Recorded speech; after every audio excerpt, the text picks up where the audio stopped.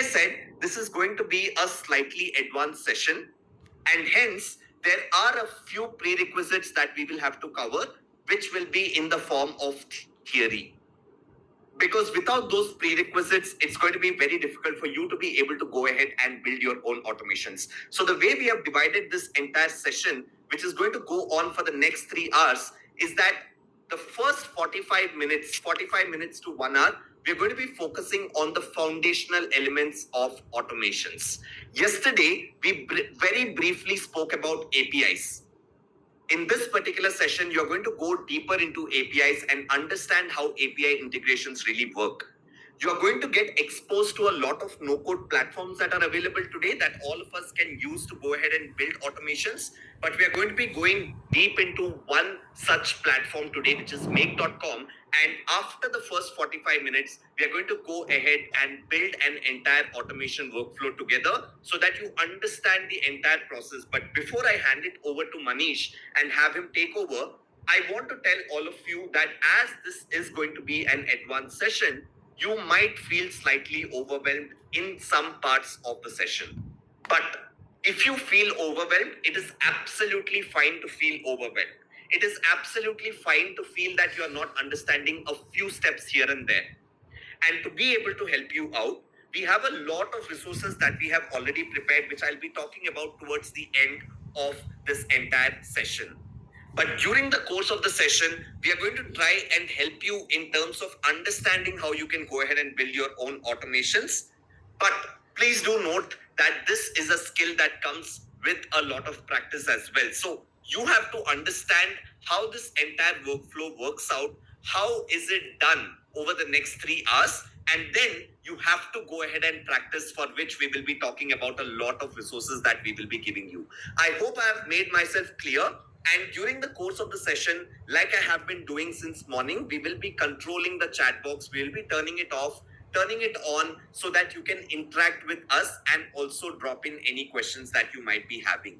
But are you all ready to get started? And I know that everyone is back from lunch and also sitting down for this session because it's going to be a long session. But I know that you should be energetic at this point of time and not sleepy.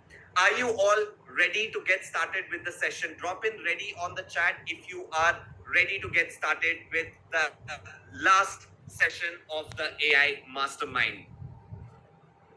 Wonderful. Yash says he wants my playlist. It's an AI playlist. I'll try to share that with everyone. But on this note, I will go ahead and welcome Manish into the session. Manish, I hope you are able to hear me and see me. Hi, Fari. Manish here.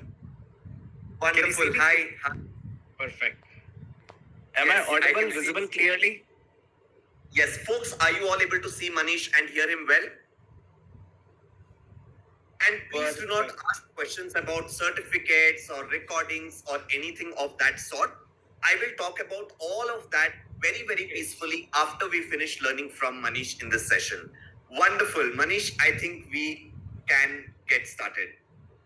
Absolutely funny. Glad to see almost 6,000 people on the session. One of the, I think, largest session we have during the weekends. So glad to see all of you guys. So much energy, even after having lunch, even after having that 5 hours of intense session. That's amazing. And as Funny said, he just made you afraid a little bit. So this is going to be intense, but not that intense. I'm going to give you a proper exposure of automation, how you can build automations using no code, low code these days. And we are also going to build an automation from scratch, right? So this session is divided into two parts. One is we are going to take a complete theory, fundamental, and second, where we are going to build or have a hands-on experience about automation.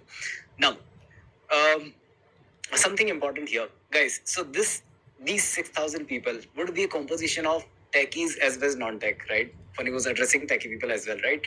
Now, since it is about automation, about APIs, integrating data, connecting things, we will consider both type of audience, so everyone get included in the whole journey of the automation itself. And second is, for some people who are techies, it may be a little boring while we are running through the theory or the fundamentals, but they are very much essential, because see, this automation or AI learning is like how you learn how to drive a car, right? Or a bike. Once you learn it, you can take it anywhere, right? So that's where I I'm trying to make a context that if you learn the fundamentals, if you understand how things are working, how they're connected, and how you can automate a complete process end to end, then you can automate almost anything what you want in your personal life, in your business, right? So essential important factor is we should emphasize on fundamentals. If you know already, you can take a walk, you can take a coffee break or maybe a nap. That's all fine for me. And once we are into the practical part, we should have complete focus, full attention. I would not say 100%, but 200% attention on the screen, because there is going to be like very basic nitty gritties, how to map values, how to build the logic, and so many other things. So, uh, are we good to start? Do I have your commitment for at least next 2.5 hours of undivided attention from you guys? Okay, amazing, great energy. Uh, Now, who all think theory can be a boring thing? Fundamentals, like we are going to run through like almost 40-50 slides, and that whole thing may be boring. So, who all think theory is boring? Yes or no?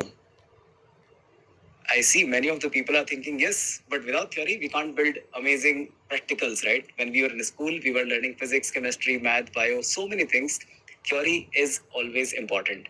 But I don't want to make this session boring. So let's start with some sort of a quick, I would say, a demonstration, a quick experiment with the automation.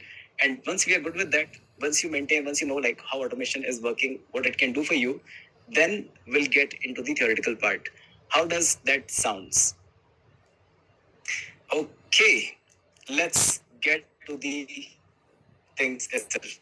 So guys, what I do actually is, this is one of the basic automation example, but very essential for anyone who's working into day-to-day social media posting. We all wanted to have, let's say, our personal presence, our personal brand to be established on social media as a thought leader. Maybe you want to share certain updates, certain, let's say, news or something, anything, right, about our stuff.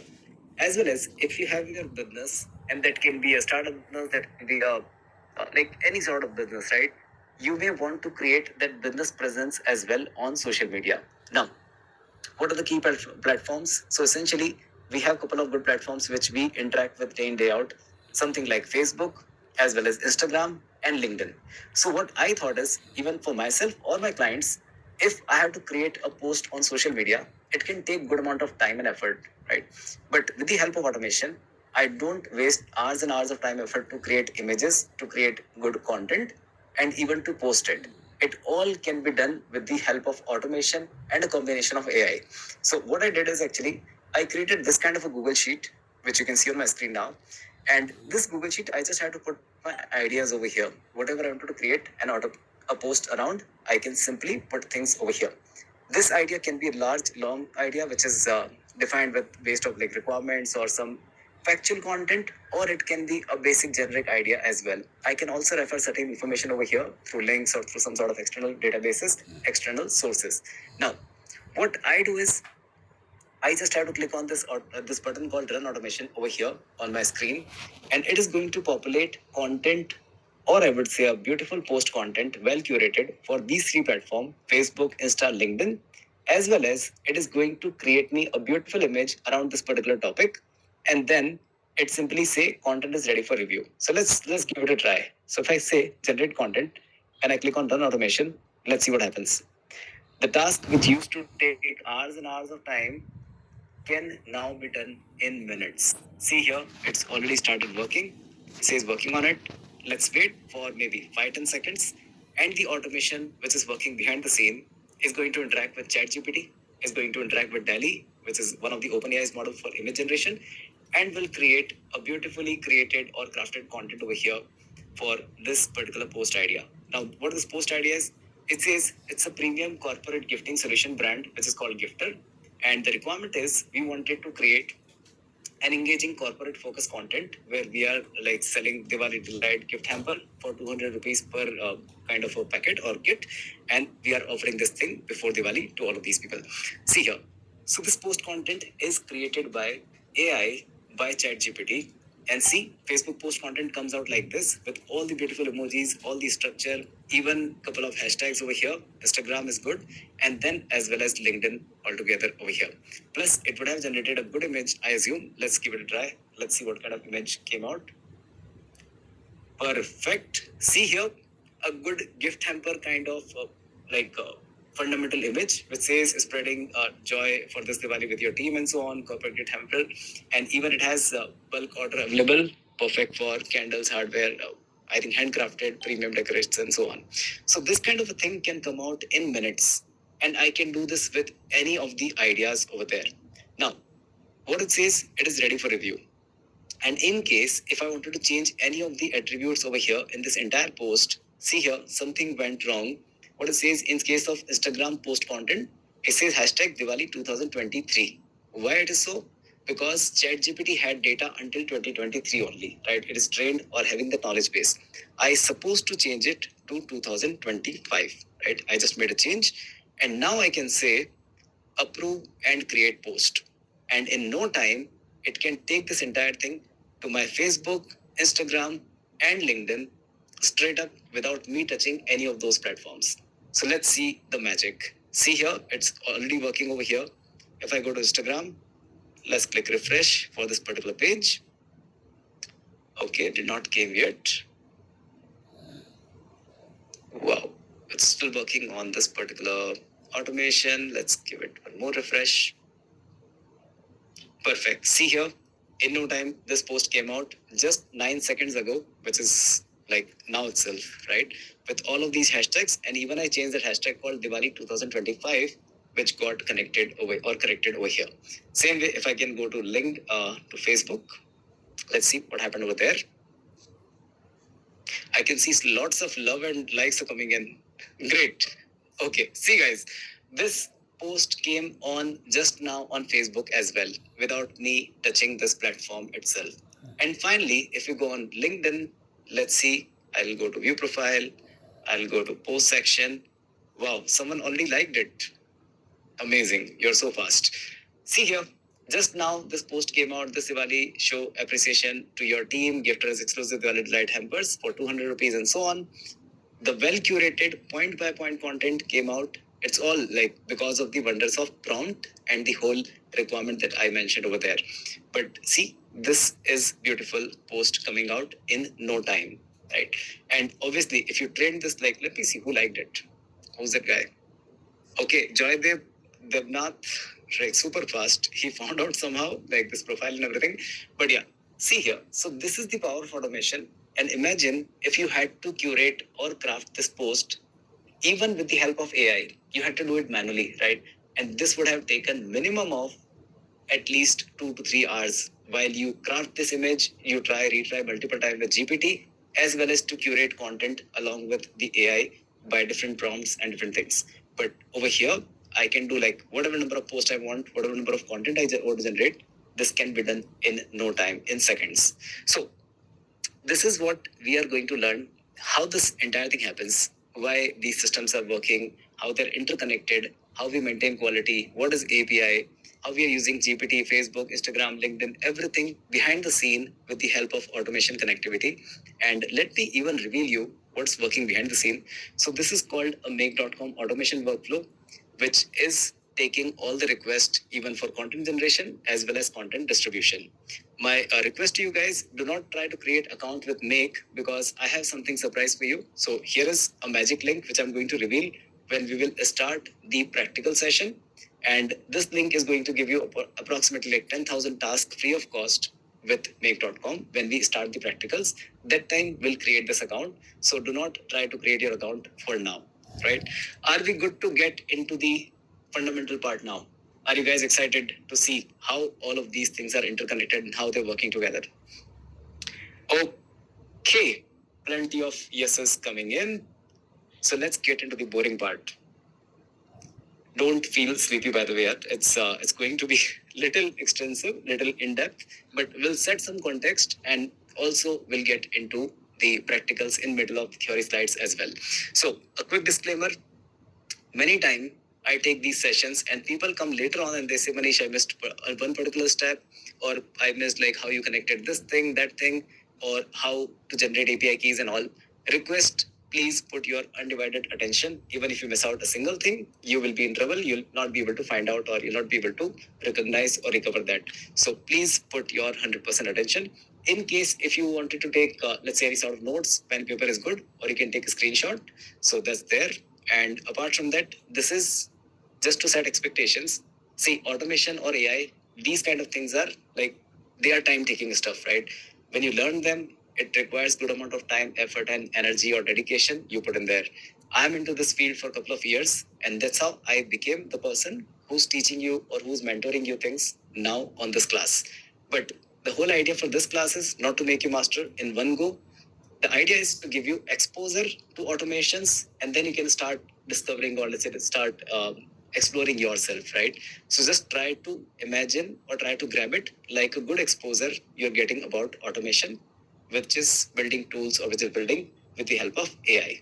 Now, what we're going to cover here over here, one is obviously what is automation, why we do automation, because many people figure out or they even don't understand why uh, or how they wanted to automate certain things in their business, in their day-to-day life, right? So we have to set up some context about it, why we are even doing automation or what is automation all about. Then we'll see how the coding-based automation looks like, how the no-code things look like, what is the difference between these two, as well as popular automation tools. There are plenty of options available these days in market. And then we'll have a quick introduction to make.com. I'll show you why even I choose this particular tool, features of Make, and then we are going to build a complete automation workflow, which I showed you at the start of the session, like this entire demonstration, that we will build over here in the session live. I'm going to do it with you, right? So in case if you have two systems or maybe extra screen or something, if you're on laptop or desktop, you can try doing this with me. Not recommended, but in case if you're pro, you understand things quickly, then you can please do it alongside. That's all fine. Now, who am I? So my name is Manish Mandot, and I'm the founder of GrowStacks. So far, we served from GrowStacks almost 2,000 clients, 2,000 businesses across the globe. Major focus is with US, Europe, UK kind of, or Australia kind of countries, because they are early adapters of technology, early adapters of software, good processes, and now AI and automation as well. So the core focus is currently over there. We are gradually moving focus to India as well, serving Indian businesses. Me and my team built over 10,000 automation workflows in last couple of years. I'll show you a couple of good automation workflow, the real use cases as well. And we are a Make.com Gold, but now a Platinum partner with Make. So one of the leading company in automation, no code, low code, I would say, across the global level, right? Now, let's get into some realization point, or let's try to understand what we do in day in, day out, and why we even need automation, right? If we look out our life, if we audit our life, see what you find is either you are a working professional or a business owner, you have to perform certain type of task. Let's say these tasks can be divided into, let's say, if you're working into marketing management, you have to perform certain tasks like do ideation about a marketing campaign, then generate content, do that content publish, generate leads, do that report analysis, and again go back with your improvement, with your findings to ideation part. In case if you're into finance, you have to handle invoice creation, accounting, payment management, even stock updates, and so many other things. In case if you're into sales, operations, or business management, you have certain tasks defined for you, right? So everyone has a particular responsibility, and there is a process aligned to it, and you have to complete the process to achieve certain results, right? Now, what happens when you start a business, when you start a new role, you feel energetic, you feel really good because you are getting into new responsibility, you're getting into new learnings. But after a certain point of time, when you think you have to get to the next level, you have to uplift yourself, what happens? You find a roadblock, because with the same amount of time and effort, you have to complete more, right? So you take more tasks, and what happens? Your volume increases, but you can't settle down, right? You ultimately like feel okay. Earlier I was doing 10 tasks. Now I have to supposed to do, let's say, 15 things, and I still have same resources. And what happens is you feel overwhelmed. At time we lose vision, and like that's a kind of end of state, right? We are lost in our day-to-day life, in our day-to-day responsibilities. And why that happened? First of all, this situation is obviously a discouraging situation, because why we lose vision, why we lose our enthusiasm, confidence, because things become repeated, right? So if you're doing, let's say, imagine a cashier in the bank. If that cashier is supposed to count notes every day, he's not adding any true value to the life, right? That thing can be done with a machine as well, right? So the repetition becomes a kind of fatigue, it becomes a kind of repetitive activity, a no-brainer thing after a certain point of time. And even our humanistic value also goes down. What we are adding value to that particular process as a human, right? And finally, the most frustrating part is that thing, if you're doing manual again and again and again, that still consumes same amount of time and effort. Whenever you repeat that particular cycle, you repeat that particular process, right? Now, what if we could have a robot, if we have some sort of assistant, some sort of helping hand that can help us to get these things done? That's already there. You see, Tesla's building robots, Boston Dynamics is building robots, and we all see humanoid robots are already there in market. But they can do most of our mechanical stuff, right? Day-to-day tasks which we perform with our hands and with our different, execution tools. But when it comes to intellectual task, there is still automation missing out. So in case we have to create this kind of content, you still have to go to GPT, you'll still have to go to distribution channels and populate that content on various platforms, right? It can be anything else. If you have to create an invoice, that's supposed to be done while an accountant sitting on the system. So robots are there to help you on the mechanical part, but the intellectual part is still somewhere missing out. And that's what so much frustrating as well, right? So how this situation can be overcome?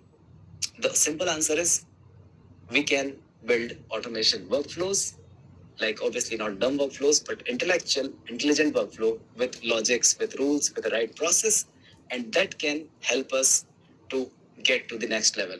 That can help us to free so much time, increase our productivity, efficiency, save us a lot time, effort, as well as it can help us to scale ourselves with the same amount of resources or even less resources, that you can accomplish more and more. How a cashier can just put the entire bunch of notes inside a machine and he may be able to count, let's say, 10,000 notes in just 1 minute or 2 minutes time, right? Versus if he has to do that manually, it would have taken like 5-10 minutes to do the same activity, right? So with the help of automation, we can achieve the next level of scale, next level of productivity. Couple of other benefits, obviously, it makes your business available 24/7 or your availability, personal availability as such, and the whole process become more robust, less human intervention, that means less errors. So that's what automation can do for you in your intellectual process. I'm not talking about the robotic part, right? But we need to understand what different types of automations exist in market, because when we see there are RPAs there, robotic process automation, already being built in the industrial age. So you would have seen footage from any assembly plant or let's say manufacturing units or maybe packaging plants where different machines comes together and they do certain activity to like complete a particular task or complete a particular conveyor belt activity, right? So that is called RPA, robotic process automation. The second type of automation that exists in market is something called computer-based physical task automation, where any of the things which you interact with your system, with your computer on a recurring basis, or I would say on a kind of manual way, which is predefined, like data entry, like form filing, like any sort of data scrapping, those things are these days getting automated as well, right? So large BPOs, KPOs, data entry centers, they are doing things automated with the help of controlling the whole computer screen, and things can be automated. These steps can be repeated all the time. And the third part over here, that is what we are going to discuss today, our agenda about this automation, is something called software-based task automation. And this is the intellectual part of the whole automation cycle, right? So in case if you're doing any task on any software, we will be able to automate that with the help of the automation tools or the process that we're going to learn today in this entire session, right? So these are essentially three types of automation. What we are going to talk about today is something called software task automation, right? Now, from the understanding of or ideation of how any business, any person, any department works and how the processes are being set up, I built up this kind of a basic understanding where I divided things into three era or three phases or three worlds, right? So about 20 years ago, we were into an age of third world where we were doing everything manually, like with pen, paper, with hands, you have to do certain things. Like say, even if you have to write an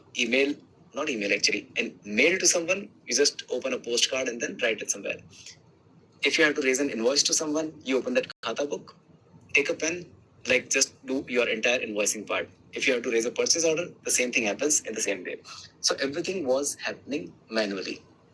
Then we moved to the second world where we are standing today, and this is the era where the pen paper took or maybe taken over by the softwares. So these days, if you perform any activity, that's happening through different softwares, right? So in case if you have to send an email, Gmail is there. If you have to send a WhatsApp a message to someone, SMS, WhatsApp, Telegram can be used. If you are going to raise an invoice to someone, purchase order, there are accounting systems available, there are marketing tools available, there are AI available, and so many other things, right? So software took place of the pen paper, but we are heading to another advanced world, right? Before that, I would like to do a quick attention check from you guys. How many of you can quickly do this activity? Identify at least one similarity between these two worlds, the third world and the second world. You would have played these kind of quiz, right? In a school or maybe in a newspaper. Find difference, find similarities. Yes. Many of you people are identifying really right, perfect way. So it is actually the human who's involved into both the worlds. When we were into third world, we were actually doing that activity, sitting ourselves as a human with pen and paper. Now in the second world today also, whatever we do, we are doing it with the help of with the softwares, but we have to be there. We have to operate them. So even if you're using ChatGPT, an AI tool, still you have to operate that. Now, where we are heading to? We are heading to a complete different world that is called the first world, and that's where things are going to get automated, and we can replace ourselves with any boring, any sort of repetitive or clerical task which we are not supposed to be part of, right? So, in the first world, things will be taken care by integration of softwares. Software can talk to each other, they can control each other, and even with the help of AI involvement, we can build AI agents, we can build AI enabled automation workflows. So AI can take care of the intellectual part as well. What our job will be? Essentially, we have to supervise things, we have to plan them, we have to build the strategy, and we have to get things done with the help of AI and automation. So that is going to be the actual work of a human to apply brain and build value, right? So that's where we are heading to, and that's what we are going to discuss today. How we are going to move from the second world to the first world citizens who are automation friendly, who are AI friendly, and who are going to do more intellectual things as compared to the daily clerical things. Now, there can be a big question with many of the non-techies, right? At least techies would know how to do, and even Funny said a couple of keywords earlier, right? There is a big question: how a software can control another software? Because without achieving that control, we cannot do any automation. If my Google Sheet cannot work with ChatGPT, we can't build that automation that we built right earlier. Or if my Google Sheet cannot talk to Facebook, Instagram, LinkedIn, in that case, we'll not be able to post anything on those platforms. So there is a connectivity. There is an important part called connectivity or controlling of these systems, of these softwares. Now, how to control them? Because so far what we know is something called UI, like how I'm doing anything on this particular screen. I have a keyboard, I have a mouse, and I'm just keep on moving things here and there, so the slides are keep on changing, right? But without me touching the system, there should be some way, otherwise we'll not be able to build automations, right? So essentially there are two ways to control any system. So far what we know is something called UI, the user interface, right? I'm a user. Who's the user? The human, the person who's sitting on the system is actually a user, and there is an interface built for them. Let's say whatever you wanted to do, certain actions on a particular software, interface is there, buttons are there, certain actions are there. You go click on them and they do certain things for you. So that is called user interface. But at the same time, there is something called a hidden door, a back door, or there is a more in-rooted way of controlling systems that is called API. And what is API built for? It's called Application Programming Interface. So when any application has to connect or control any X given software, then it's supposed to use API, not the regular keyboard, mouse, and the screen, right? Because they're not humans, they're not users, right? So other systems control any system using the API method. And you already heard like API key or some sort of API documentation with ChatGPT, with AI, and so other tools. So this automation part will be done completely using the API. We are going to ignore fully the user interface. Like we don't have to interact with any of the UI as such, right? Now, how many of you recognize this particular screen? Which software is that? Quickly on the comments. But yes, many of you are giving a right answer. It's actually the Gmail which we use day in, day out in our regular life. Now, about Gmail, we have certain things available over here. So, for example, in case you have to write an email to someone, you can simply click on write new email, click on this compose button, and your window will open where you can put the to address, subject line, some sort of content, and then hit send, email will go. In case if you have to, let's say, mark any email spam, delete, or some sort of other actions, you can do here. Reply or emojis or something, you can do right over here itself. So this is a good example of UI. This is how we control Gmail with a user interface. But there is another method that we talk about that is called API. Now let's try to understand this with a very basic day-to-day life example. What is API and where this stands for, or what API does actually? So in case, let's say, if you wanted to eat something, you're hungry, you go to a restaurant and you order something there, right? To whom you are going to call? It's actually the waiter who you call and you say, I want to eat something, right? Waiter has a menu card which says, okay, I have all these dishes available, which one you wanted to eat. Then you place an order. Waiter confirm that order, and this waiter takes this order to the chef in the kitchen, right? Chef prepare that order, give it back to the waiter, and then waiter is going to deliver that order on your table. So essentially, this waiter who's coordinating between the chef and you is something called API in world of, like, when we are interacting with different applications. So imagine this: if you're operating Gmail, this kind of a UI, this Gmail is not hosted on your local system, right? It is working somewhere on a cloud-based server or somewhere on the California or let's say New York-based server where Gmail or Google servers are hosted, and whole email service is being operated from there. But how do you interact with that? You sit on a browser. When you open your Gmail, you say, okay, I want to send an email. Then Gmail says, I want to address, subject line, some body content, maybe some sort of attachment if you want to add, and then hit send. As soon as you do that, the browser request will be taken care by the API, which is sitting just behind your browser screen. And this API validate all the details, and then it send this whole detail to Google servers, the Gmail servers, which are sitting on any other country or a particular data center.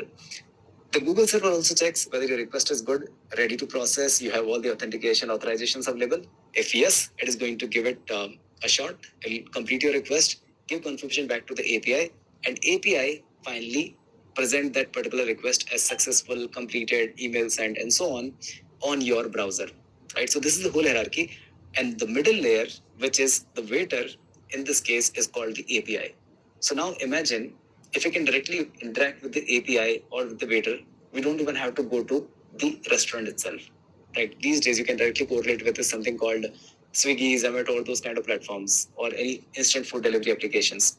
So those apps, what they do, you don't have to go to that restaurant. You can directly talk to the creator, or let's say the preparer of the particular dish or the particular goods, whatever you want to order, right? So that is what API does for us. Now, do you guys wanted to see a quick live demonstration of API, how it looks like in the real life? Quick yeses on the chat. Okay, perfect. Many people are getting in. Let's see here.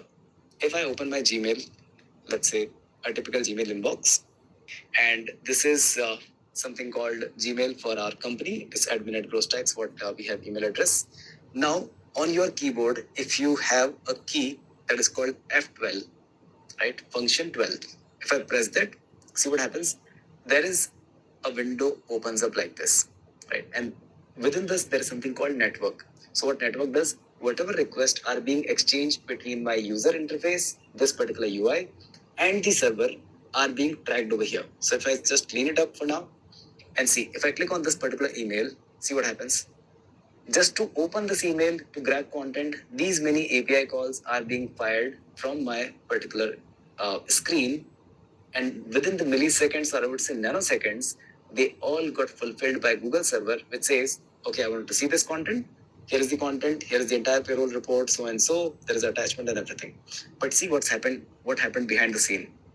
These many API calls, almost 100 plus API calls, were sent from this particular screen to Google server, and in no time they all were responded by Google server with this particular let's say information. So what they did actually, if I zoom in a little bit, see here, it says the request is being sent to mail.google.com. Here is the entire URL.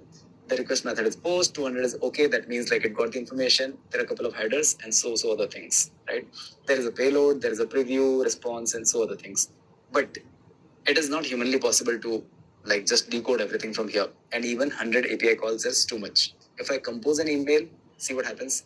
Let's clean it up. I send an email to someone, let's say Manish at Growstacks, and I'll say hello.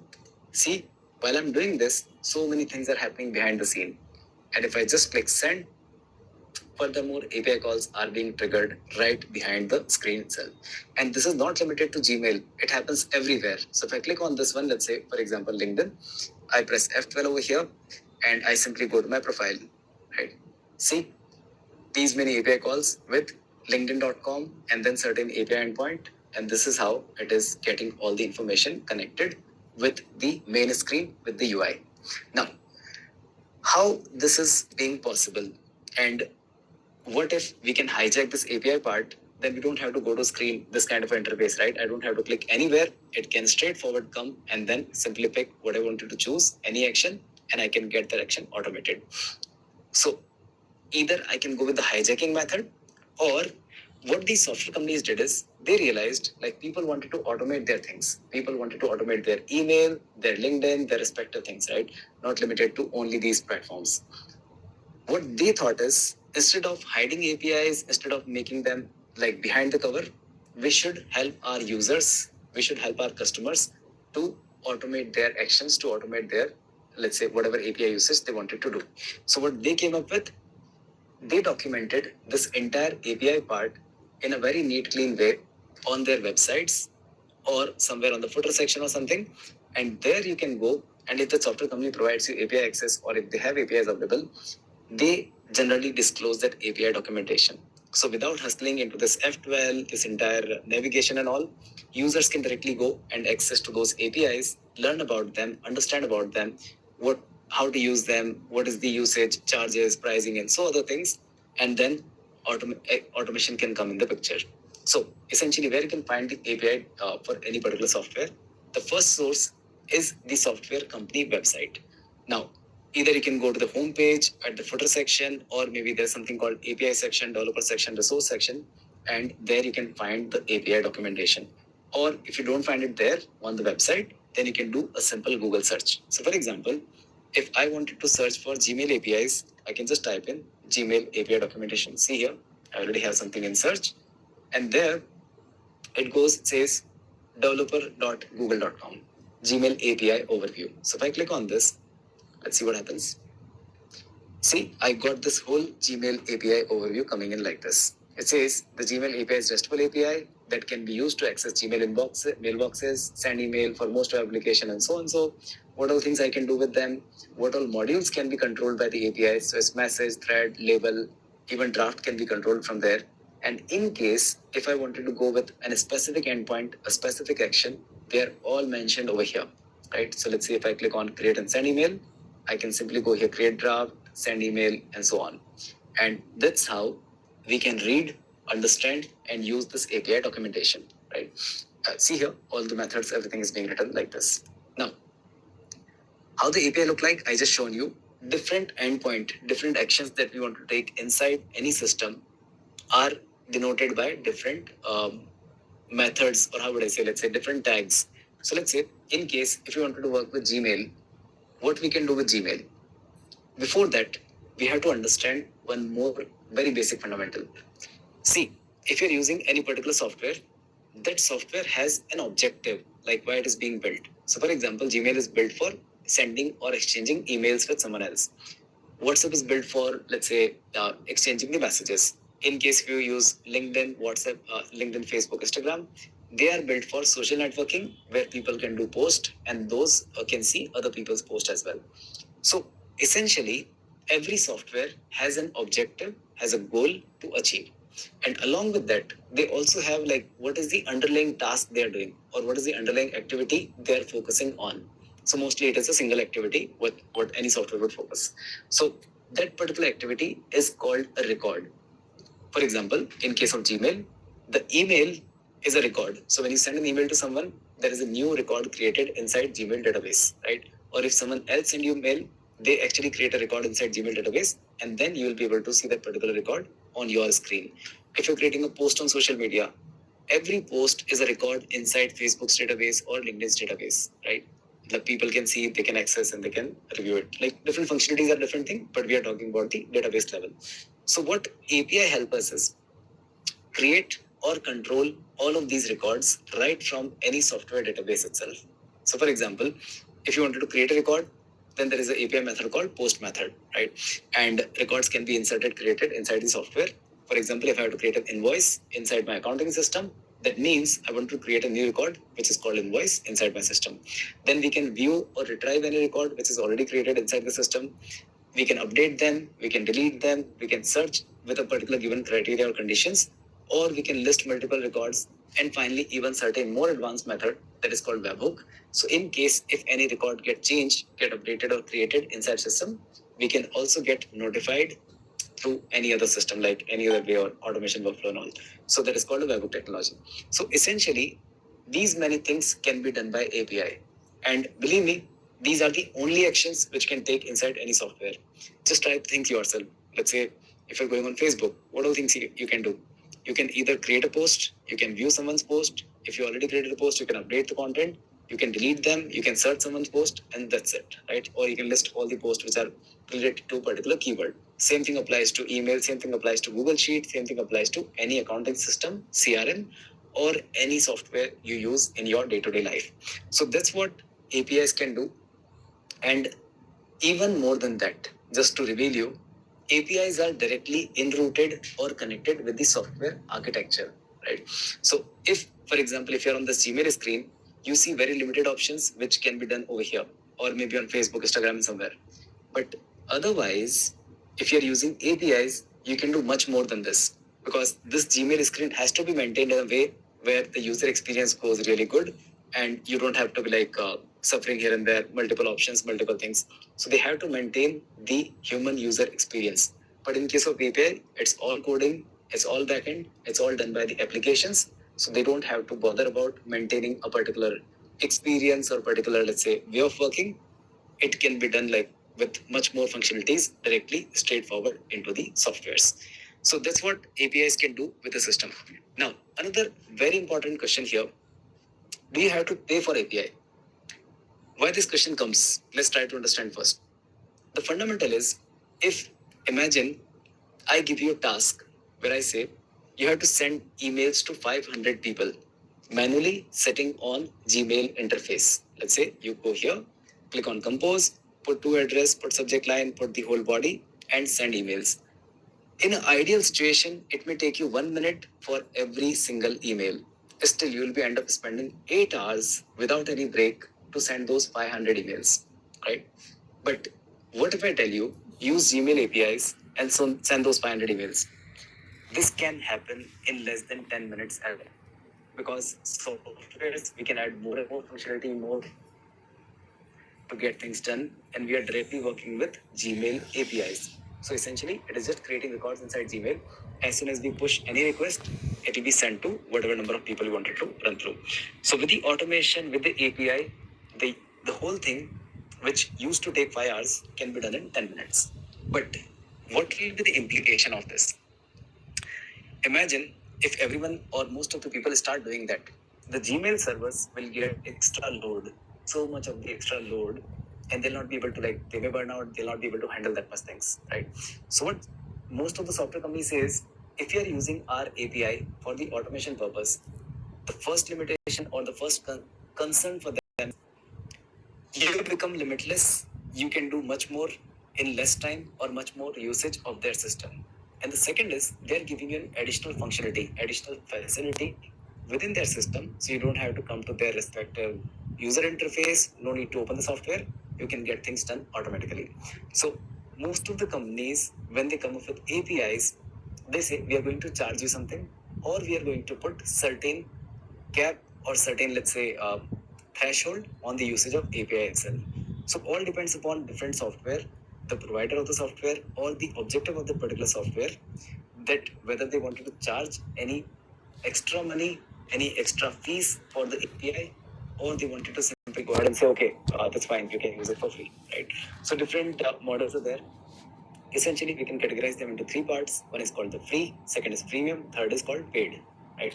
So in case of free models, you don't have to pay anything extra for the API usage, but still software companies do a close watch who's using how many of API calls and whether system is being abused or it is being used in a good faith. Second is a premium thing where it is included within your regular plan where you pay for subscription, let's say a CRM or something, or they can limit number of actions and after a certain point of time they wanted to charge for it. And the third is APIs are chargeable, fully paid, where software companies does not give you any API usage. They say if you want to start using, you'll have to pay money for it. So essentially, see here a couple of things. Free examples are Instagram provide free APIs for business account. Facebook also provide for pages, business account or professional accounts. In case of Zoho CRM, they don't charge you any extra money for API, but they include that into their regular subscription. And there are plenty of such examples, right? So you can just go and explore like which software has what kind of pricing. Second is freemium is a good example of Gmail itself. For free Google account, they discourage the usage of API, but still with certain hacks you can try to or you can get the access of personal Gmail account API as well. In case of G Suite, if it is a paid account, the API access is pretty straightforward. One click, APIs will be connected. And the paid examples are over here. You can see WhatsApp Business Cloud. So if you're using WhatsApp Business official API, you have to pay for every single message you send or receive using WhatsApp API, or SMS services, or any AI model, GPT and all. They are all charging for API from the first request itself, right? So you have to pay money while you're using their API accesses. Now, let's go back to this Gmail example and let's try to access or understand their API documentation. You can see here what happens.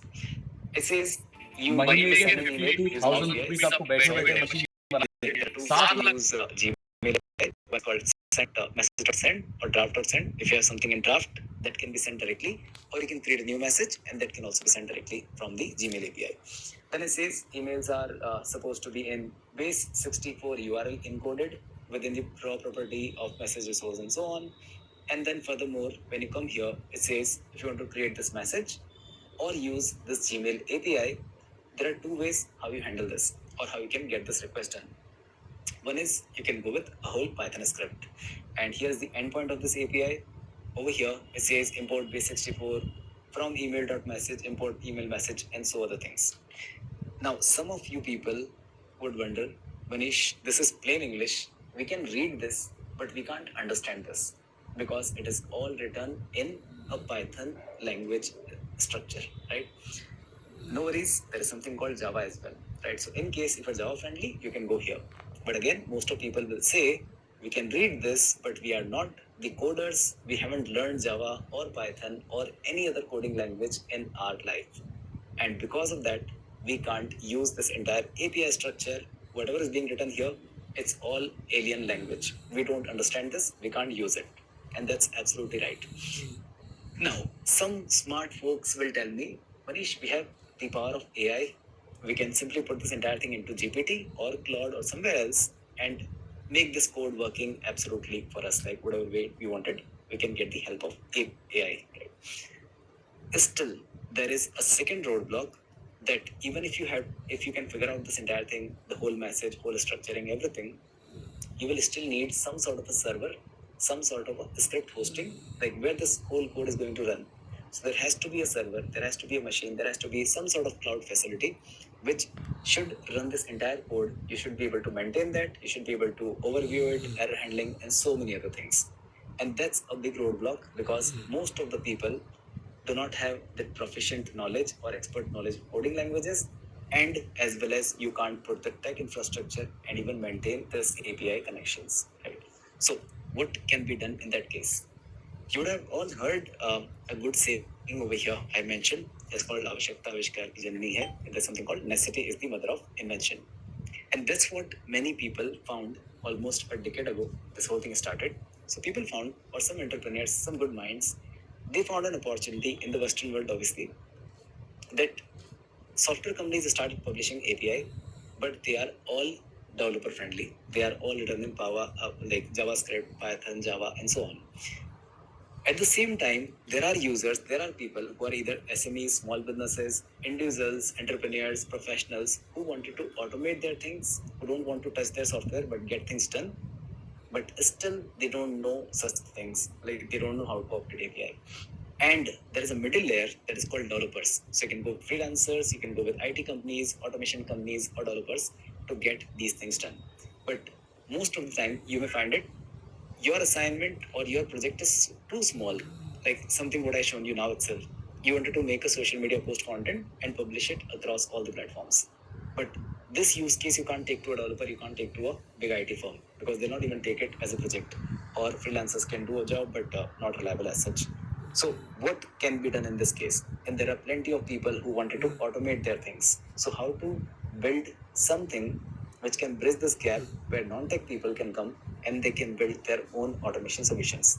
So that's where the emerge of no-code, low-code automation tools happen.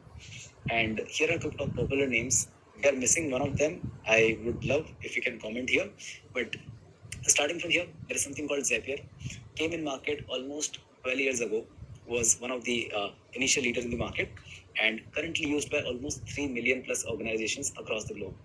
Then there is something a late trend called Make.com, but because of its user interface, the whole experience and the whole easiness, this took a good pace in market. And again, the second market leader, I would say, these days. Make is a Czech Republic company acquired by US-based company, and now it is flourishing to good level. Microsoft also joined the race. They launched something called Power Automate. Then there are other platforms, Kissflow, Automate.io, Pabbly, and so on. Can you guys tell me which most popular platform these days, at least from last 6 months, I'm missing here? Yes, most of you are right.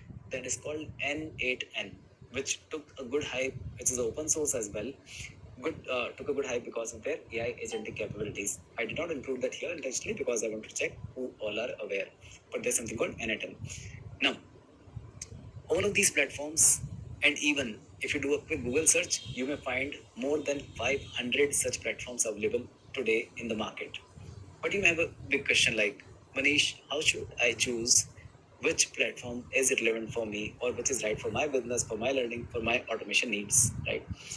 What I did is actually I created 4 basic points what you should always consider before choosing the right automation platform. The first one is reliability.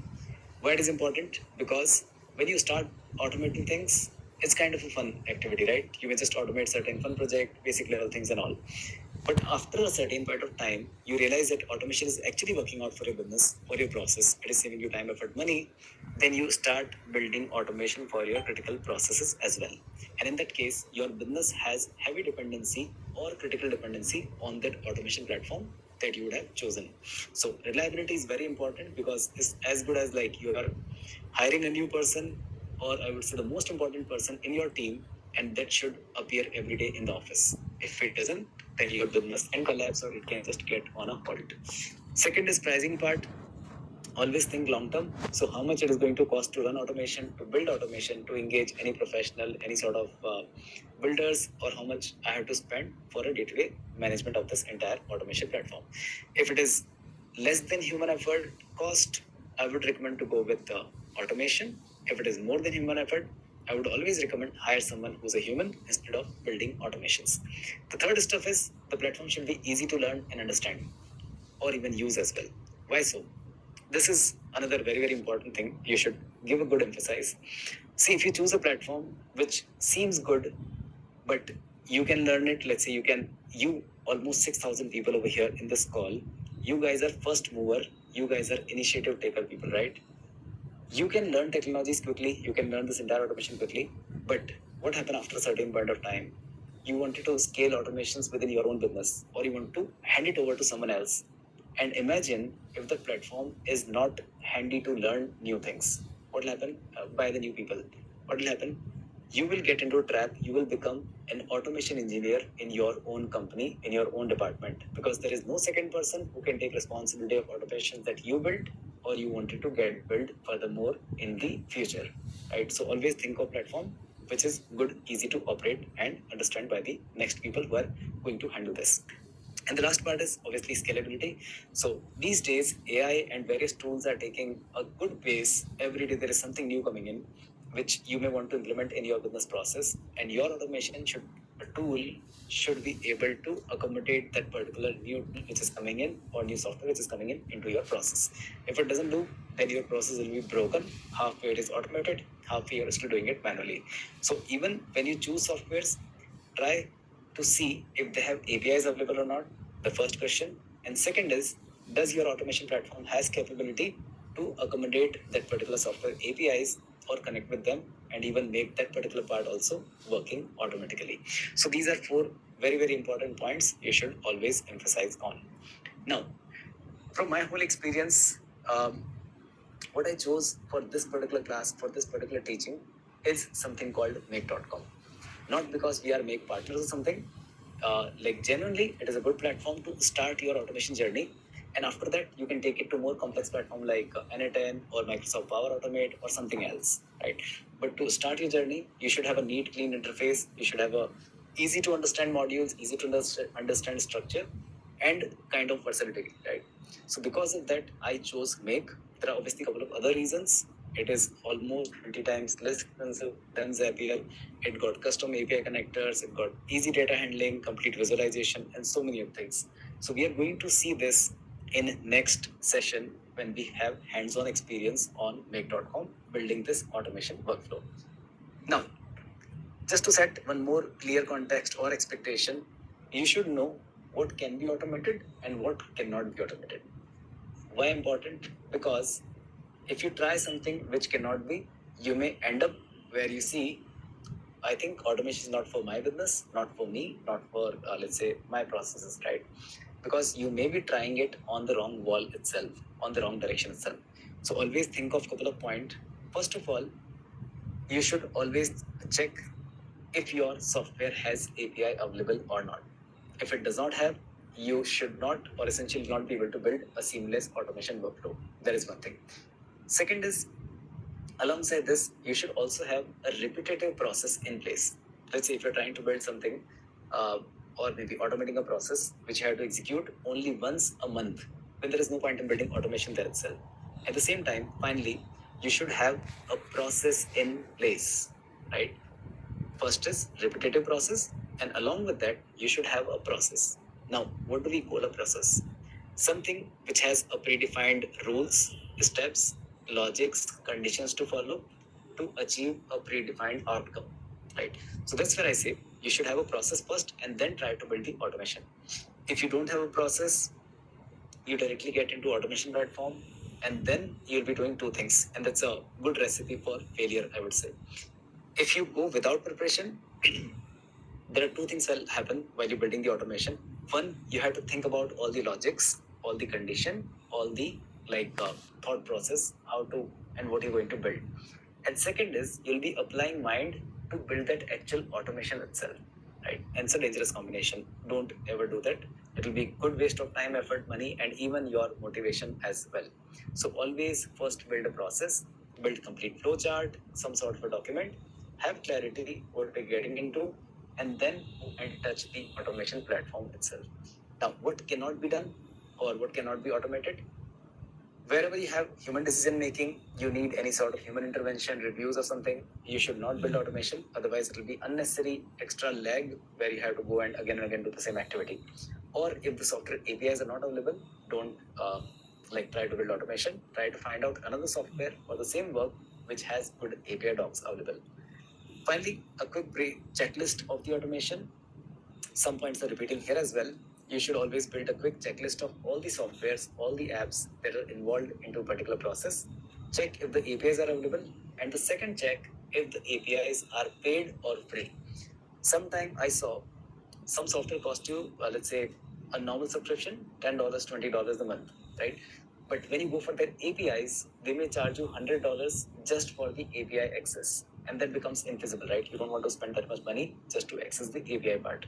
So in that case, always check APIs are available and APIs are available for what kind of pricing, free, paid, partial, and so on. And finally, you should also build a good flowchart, maybe pen paper is more than good. You don't have to go with fancy flowcharts, but have logics, steps predefined, and then get into the automation workflow.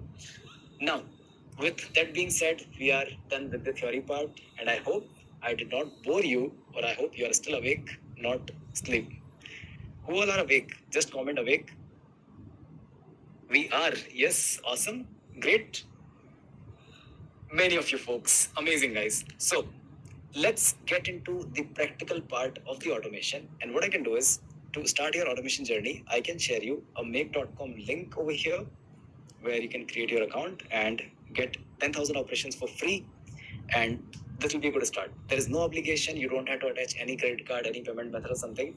And we are also not going to get any benefit as such. It's just a partner link which may give to all the gold partners, all the platinum partners, where you can share for any new onboardings.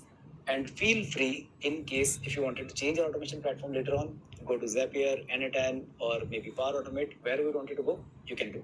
But for now, in case if you want to build this automation along with me, or you want to experience automation, you can go with Milk, right? That's a quick recommendation. Now, let's get into the space. So I can open a new window, and here's a link that I shared with you. So I can just come here, and I'll say, the link goes like this, make.com, register.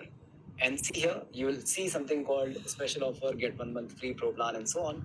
Again, I'm telling you, you don't have to pay anything. You don't even have to attach any credit card or something. It's fairly straightforward. Go and sign up. I'll tell you more about the how your long-term journey goes and what Make offers you. But essentially, there are a couple of ways how you automate, how you sign up over here. One is called Google sign up, fairly straightforward. You can do Facebook sign up as well, or GitHub. If you're a developer, you have GitHub account, you can directly log in from here itself. Else, you can put your name, email, password, and then there are two important things which you should emphasize on. The first is, you see, something called hosting reason. Now, what is this hosting reason and why we have to choose this? So, you all would have heard there's something called data security law or data, let's say, protection law and so on. So, different countries, different territories have their own legal framework or law related to people or business data security. In case of Europe, there is something called GDPR. In case of US, there are plenty of them, something called SOC 2, or there is a HIPAA compliance and so on. So Make is a platform which is working with most of these developed countries, and what their government want, what their law want is, if you're dealing with US people, with US healthcare record, US financial records, or US people data, you should keep that data into US based data centers, US based servers, right? If you're dealing with Europe, you should follow the GDPR compliances, and data should be maintained within the European territory itself. So in those two territories, those two geography, if you are coming from there, and if you wanted to comply your data security along with these law, you can choose the right territory. So you can either choose US or you can choose European Union over here, right? In case if you're from Africa, Asia, any other part of the world, in that case, it does not make any difference. You can choose any one of them. There is no difference in terms of pricing. The features, speed, experience, it's all same, right? It's just about the data security or data hosting on that particular reason. Now, along with this, you should also choose your country. Why it is important? Because this country is going to define your time zone. Imagine, let's say, if you have to send an email to someone every day at 10 a.m., or maybe you wanted to post a social media thing every day at 10 a.m. But who's 10 a.m.? Is it India time? Is it US time? Is it UK time? Or so on. So based upon your country selection, the platform will follow that particular time zone. So if I select India, it's going to follow Indian Standard Time, which is my actual time at 10 a.m. If you select US, it's going to be like your midnight, the post will go out, right? So essentially, you should follow these things, are very much important. Now, once you're done with this, you will land on an interface or dashboard like this. Let me open here. Okay, perfect. It's loading. Perfect. See here. So once you are inside make.com, you will land on an interface like this where you see this entire dashboard and couple of important things. One is this dashboard has the plan information which you may have, And there are two chart and graph which are available over here. One is called operation, second is called data transfer.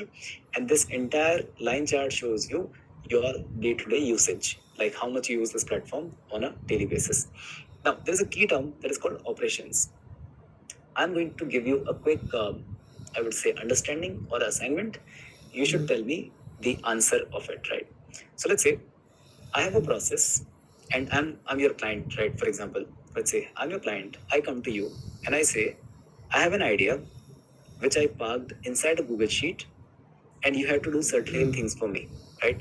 Your job is to tell me how many steps you will have to follow to perform that whole activity. So what you have to follow actually essentially is, I say I parked a particular posting idea, maybe some sort of thought inside a Google Sheet. Your job is to go to that Google Sheet, grab that particular idea, then create me a good looking post content, create me a good looking image, and then put both the things back into the same Google Sheet for my review. What do you think? How many steps you have to follow, or how many different tasks you have to follow in that entire process? Can you guys quickly comment? I hope you got understanding, right? It was not that difficult. Okay. Many people say 4, 5, 3, 6, 7, and okay. Getting in. Perfect. The great. I really appreciate you have all involved. You have participated like this. Good, crazy. You have good attention over here. So the answer is essentially 4 steps. Why 4?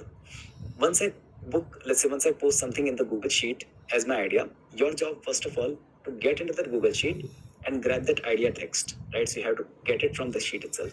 Second is you will go to the particular AI model. It can be GPT, it can be something else.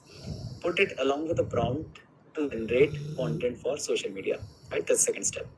Third step is you have to generate an image from that idea content along with a prompt, whatever you created. So image generation, third part. And the fourth part is you have both content as well as image. You have to put this content image back into the Google Sheet.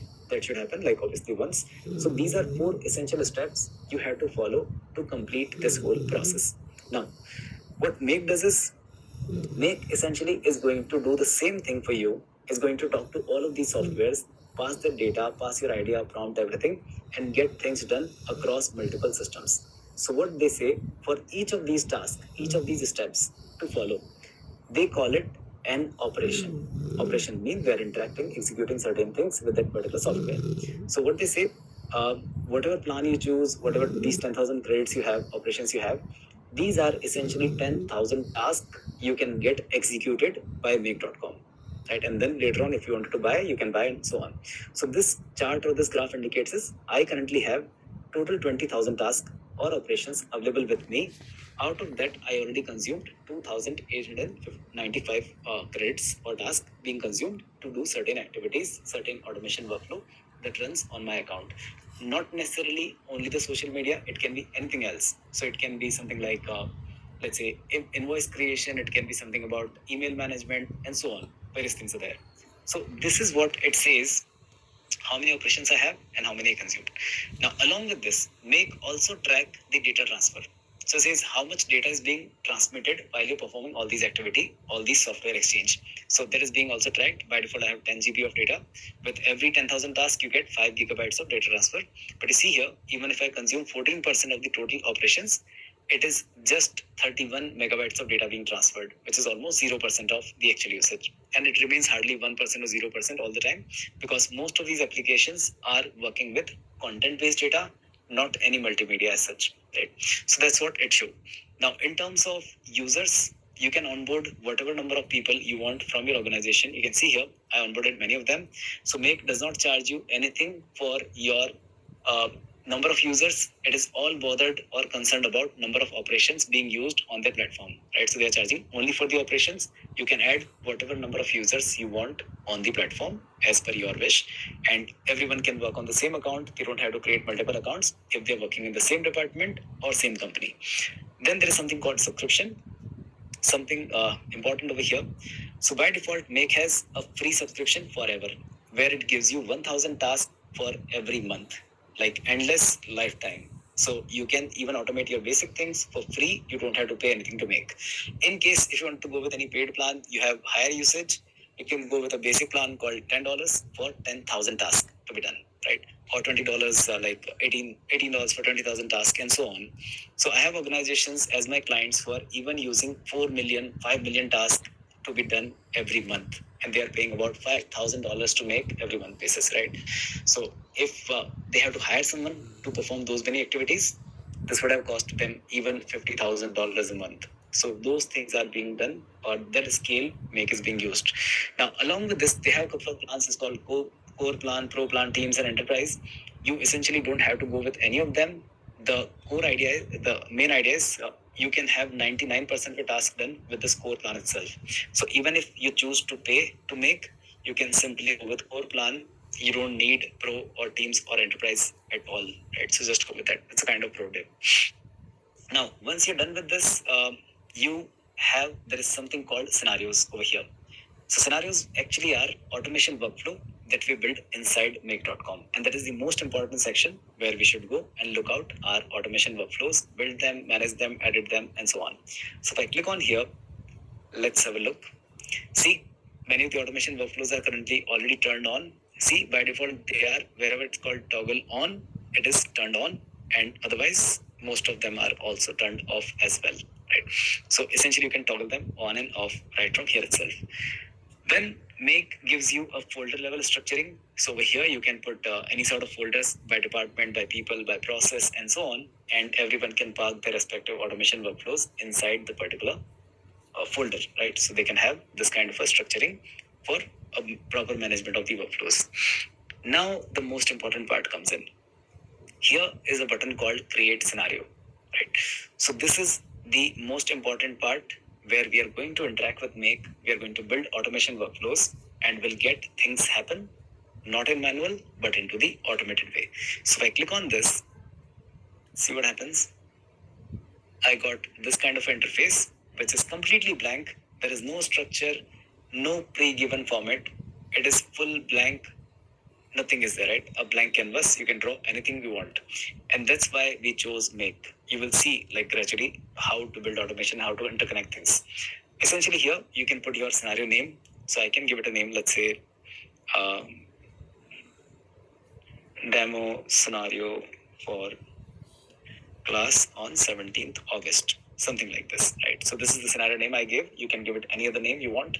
Then there is a placeholder to start this, where we are going to connect the first module or the first start point of the entire automation workflow. Then there is something called run once, which is the test kind of button. So you can click on this and the automation workflow can run. There is something about scheduling, about save, some sort of settings over here, and so on, right? So if I click on this button, let me click here.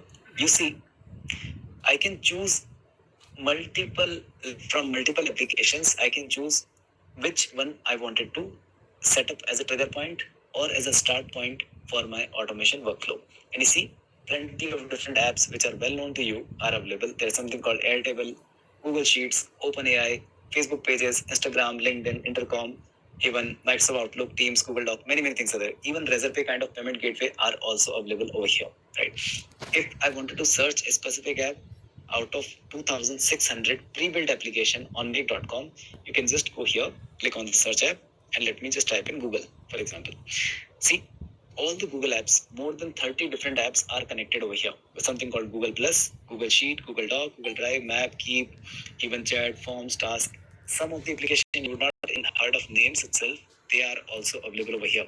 Google Shopping is there, Google Translate, Analytics 4, PubSub is there, Google Cloud Store is there, and so other things. Right? So you just type in the name, you will find it.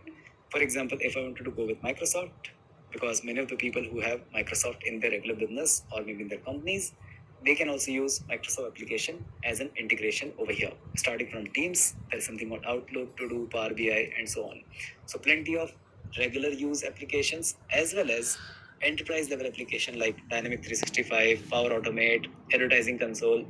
Many things are available right here itself. Right? So you can choose any one of them. Or if you wanted to work with CRM, let's choose CRM. And more than 110 CRMs are available over here, including one CRM, HubSpot, Pipedrive, Aspo, and so many other things. Just choose whatever you wanted to work with, right?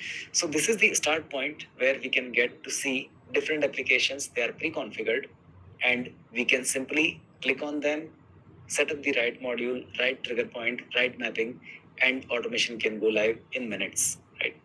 You don't have to essentially think about APIs, about the tone coding, the Python, JavaScript, Java, or something else.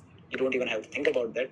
It's all taken care by the Make automation engineers, and they already pre-built everything behind the scene. So your job is to simply interconnect and have a process flow in hand. So what do you guys say? Shall we start building an automation, or are we missing something? What do you people say? Most of say yes. What we missed? Someone says we missed something. We should have something in hand before that, right? What do you say? People are excited. Okay, you guys are like, let's get into the zone. I told you, if you don't have a planning, if you don't have a proper preparation, in that case, you will be end up doing two things together. One is you have to think about the flow, and at the same time, you are building that whole flow. And that is, I would say, a deadly combination. You should not do that. Otherwise, will not be able to build automation even in next 5 hours as such. So what I did is actually, I created some sort of a document, some sort of a visualization where we can build a plan, we can have understanding what we are getting into, what kind of automation we want to build, what are the like conditions, steps, logics, everything, and that automation. Then once we have understanding, will come to life on make.com. So what I did actually is, and not necessarily you should do something like this beautiful, but let me grab in here. What I did actually is I created this kind of a Canva whiteboard where I plotted my whole automation requirement. Now, what is my requirement?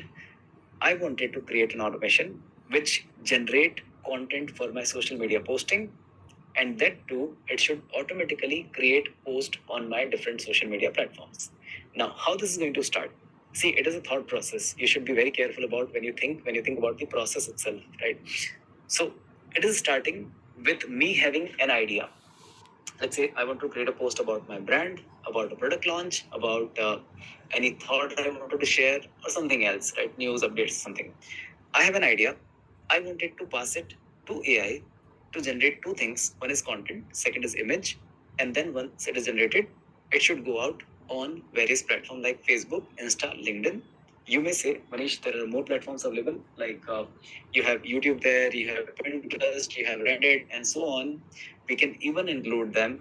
But essentially, for now, we are just going to focus on three popular platforms: Facebook, Insta, LinkedIn. Right? Then, what is my tech stack going to be? Like which all tools, software I'm going to use? So essentially, first of all, I have to define where I'm going to park these ideas. And even before that, we should think about, like when we're talking about ideas, these post idea, right? There is a problem with this idea part. I can get 10 posting ideas in next 10 minutes in my mind, or I may not get any idea in next 10 hours or even next 2-3 days as well. So what is the condition? Should I write those ideas where that I can use them later on, or should I, let's say, instantly post everything? 10 ideas come next 10 minutes, let's create 10 post and let forget everything about for next 10 days, right? So essentially, I need to have some sort of an idea storage where I can park all these ideas. Even I can park all the generated content, review that, and then make it go out, right? Or even track my posting schedule as well. So what I thought is, I can have any sort of pen paper thing. I can have a note taker, notepad kind of application, or I can choose something like Google Sheets, where Google Sheet I can build any sort of dynamic custom structure of tables, columns, raw, everything. And it also has APIs available, that too for free of cost, right? So what I chose is Google Sheet as my idea hub, as my entire automation tracking hub, where I'm going to put all of these interactions. Second is I chose OpenAI for my AI requirement, AI need in this entire project. So essentially, why OpenAI? Because it has two capabilities. It can generate images as well as it can generate good quality content. And they both are coming from the same AI service or from the same AI company.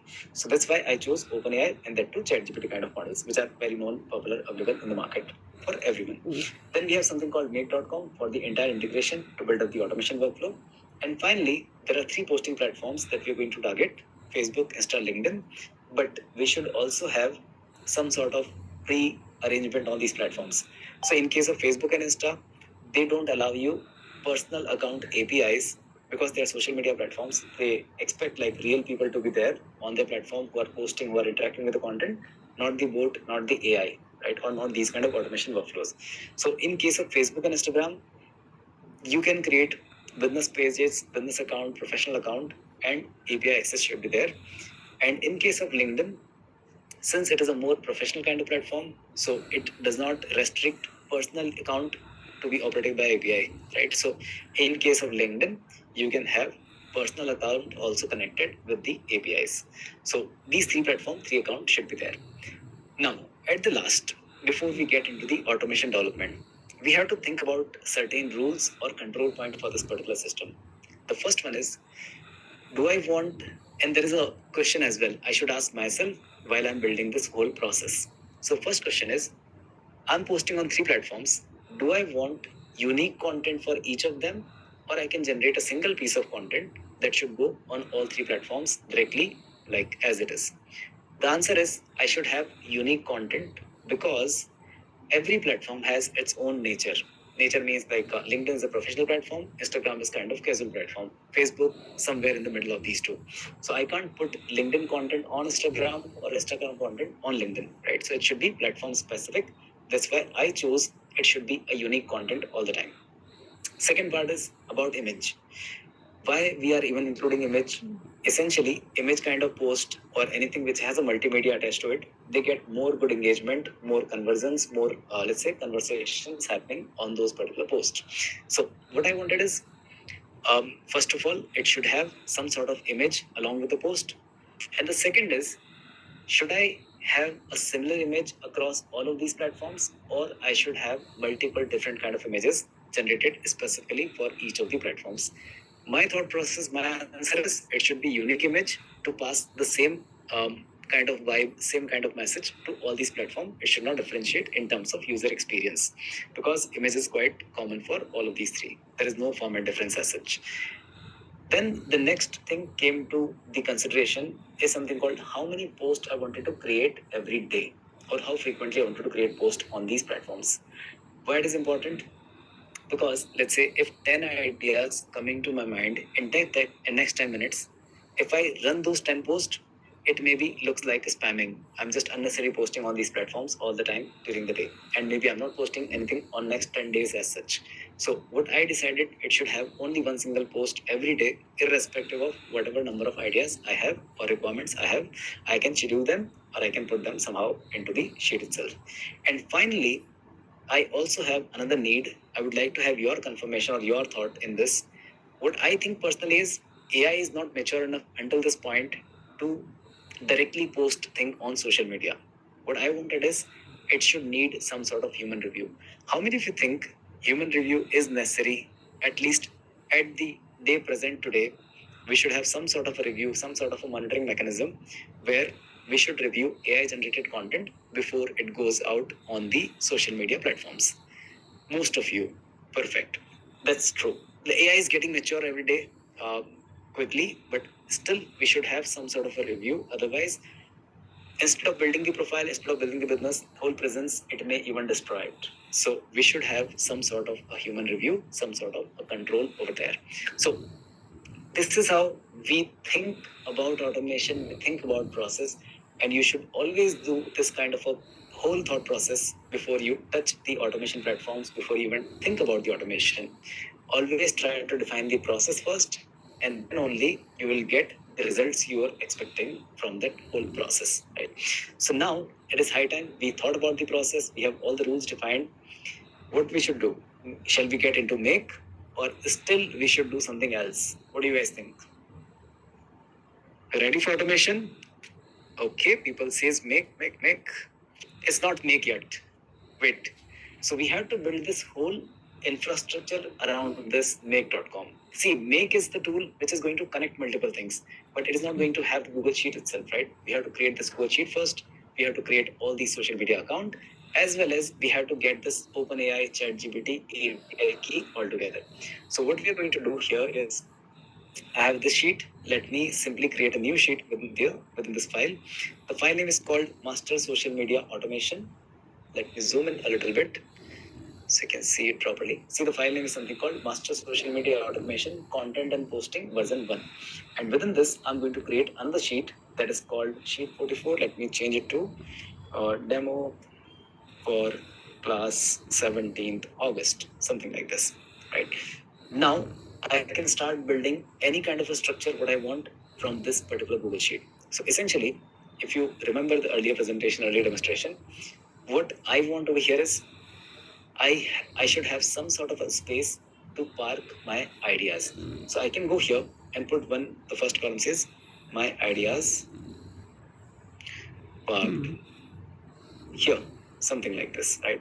So whenever I have something in my mind, I can simply plot them here. Next to it, when AI generate content for 3 platforms, Insta, Facebook, LinkedIn, it should put all of those content next to the same idea text. So I can correlate like which idea was there and what kind of text is being prepared by the AI. So what I can have here is something called Facebook post content from AI. Same way, I can have another column which is called Instagram post content from AI. And similar way, I should have another column that is called LinkedIn post content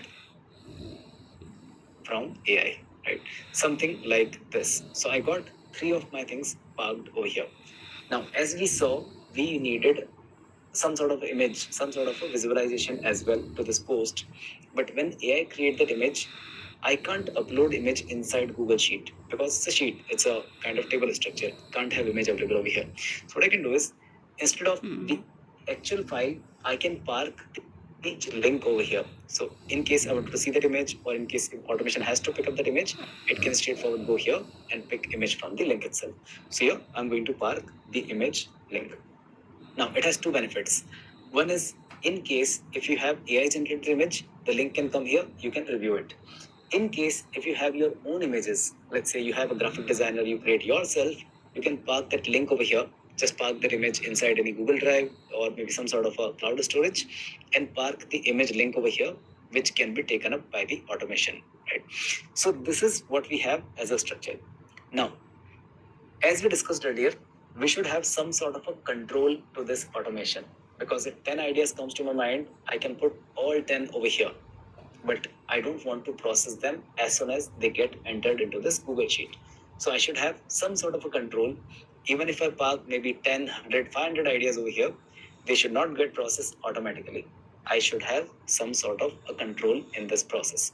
So what I can do is, I can build a control column, which is called control column like this. Before I move forward, are we going with a good pace, guys? Are you able to understand whatever I'm extending so far? A quick thumbs up or maybe yes. See, it should not be one way, right? I know already what I'm doing, but you guys should also grab what I'm doing over here. Okay, most of you are yes. Someone said not much. Take it like as a movie or some sort of web series you watch. Just try to get exposure over here. In case if you're not getting it, that's fine. If you're getting it, a thumbs up, right? Just keep your focus over here. Great, let's get going. Perfect. So we have this entire Google Sheet built up over here like this. In case if you have any of other database kind of requirement, if you're processing invoices, maybe emails or something else, task management, you can build the sheet as per your own requirement. But essentially, this is how we build a small database. It can be Google Sheet, it can be Airtable, Monday.com, or anything what you wanted to use. But the structures are going to be like this. Now, once we are here, what I can do is, let's make a little maybe a couple of ideas from here. So I got some other ideas right from my previous automation use case. I can park them over here like this, right? And let's make it a little formatted. So let's park the whole text over here like this. So these are a couple of Urban Stride is a brand about sports shoes. There is a brand called Cloud9 Fashion, and I had to do some sort of posting for them. And there is something called Prep Genius, which is a smart kitchen solution brand, and so on. So these are a couple of posts which I did not run through yet, and we can take them as our basic test ideas, right? Now, along with this, we should also have control status, or like what kind of controls we wanted to put into the whole system. So what we wanted is, and let me do one thing. For example, if I wanted to generate content for this particular idea, I should have some sort of status over here, which is called generate content. If I say generate content, it should create content for this post, not for other ones which are parked over here like this. Then once the content is generated, system should tell me that content is ready for review. You should review it and tell me whether it's good or not, right? So once the content is ready, it should change the status to the ready for review. Then once the whole thing is done, what system should do next? If I say I'm good with this content, let's go ahead, I approve it, please create a post, right? So as soon as I mentioned that thing, it should pick up that idea and create a post on social media. So over here I'll say approved and create post. This is another selection. Then apart from that, I can have a couple of more things over here. Once the posting is done, the system should change the status back to say posting done, something like this, right? So these are essentially 4 different status which I wanted to track throughout this entire system. Now, do I have to write them again and again all the time? The answer is no, because Google Sheet gives us some good functionality where I can select all of them, right click, and there's something called drop down. And then here you see drop down can have all of like these menus converted into drop down. What I can do essentially is give them some sort of color. So generate content goes into this color, ready for review maybe a blue, upload and create post can be red, and then posting then can be green. Let's click save and move out. Let me even zoom out a little bit. Perfect. See here. So now these things became a drop down menu instead of I have to type them again and again and again, right? And let's even convert this entire thing into a kind of good looking spreadsheet. So let's go to formatting, convert table, and now the entire thing looks pretty good, pretty decent, right? Let's even change it to gallery, which I generally like, but yeah, that's fine. See here, this is how our Google Sheet gets ready, and we have all of these things. Now let me remove entire structure from here. These are pretty straightforward drop downs available like this. Now, assuming you all have your own LinkedIn account, your Facebook pages, Instagram pages, or business account, we should move into make.com. So let's get into this automation workflow.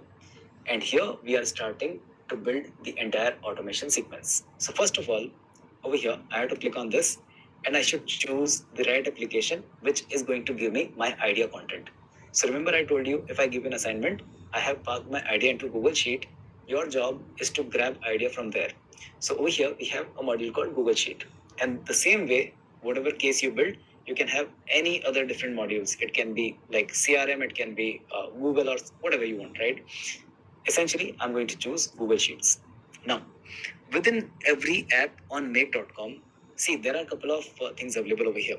One is called a trigger module. Trigger means if there is an action happening inside your application, the automation workflow can trigger, it can execute certain steps, right? So it says, watch new raw, trigger when a new raw is added. So essentially, this is not what we want, because if you're going to choose this particular trigger, in that case, it will, as soon as I add any new ideas, it's keep on going to run that automation again and again as soon as I add something over here. I don't want that. What I want is wherever I selected generate content, only that particular thing should be picked up, right? Not everything which comes along this sheet. So this is not a right module for me to start with, right? Then we have a couple of other things. It says add raw, bulk update, bulk add. Then search is there, clear, delete. See, these many things can be done right from make.com to your Google Sheets. And same way, if you're operating CRMs or something else, there are plenty of things can be done right from make.com to control your software. Now, what is relevant for us is something called search raw. Why search raw? Because it says return result matching the given criteria. That means we can apply certain condition to this automation workflow, to this particular module, that wherever the raw status of column F is equal to generate content, only pick that particular line, not everything else. Right? So I can go here, I can choose search raw.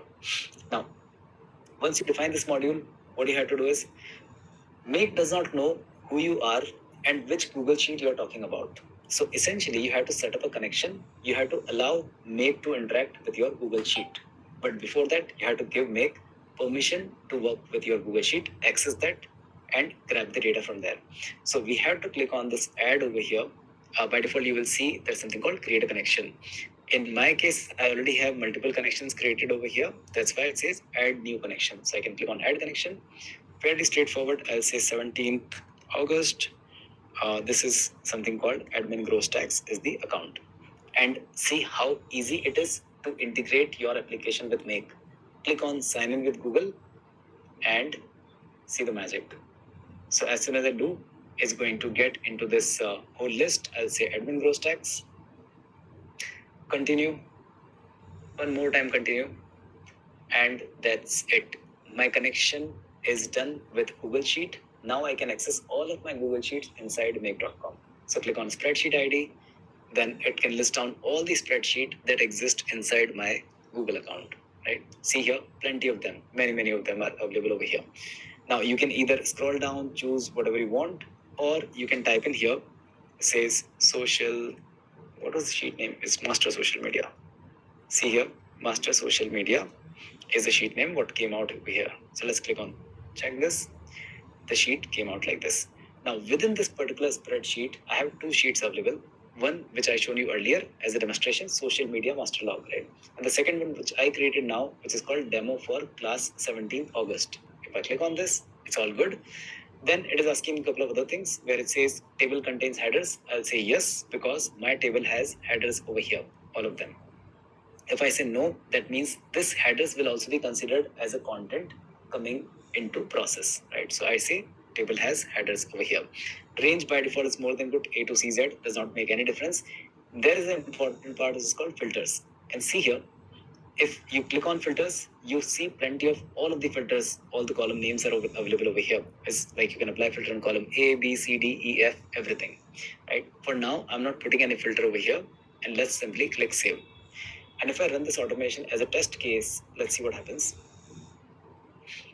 See, now I'm getting all of my idea content or all of the content which I have inside my Google Sheet coming along like this. On the output, there's a bundle 1, which is raw number 2.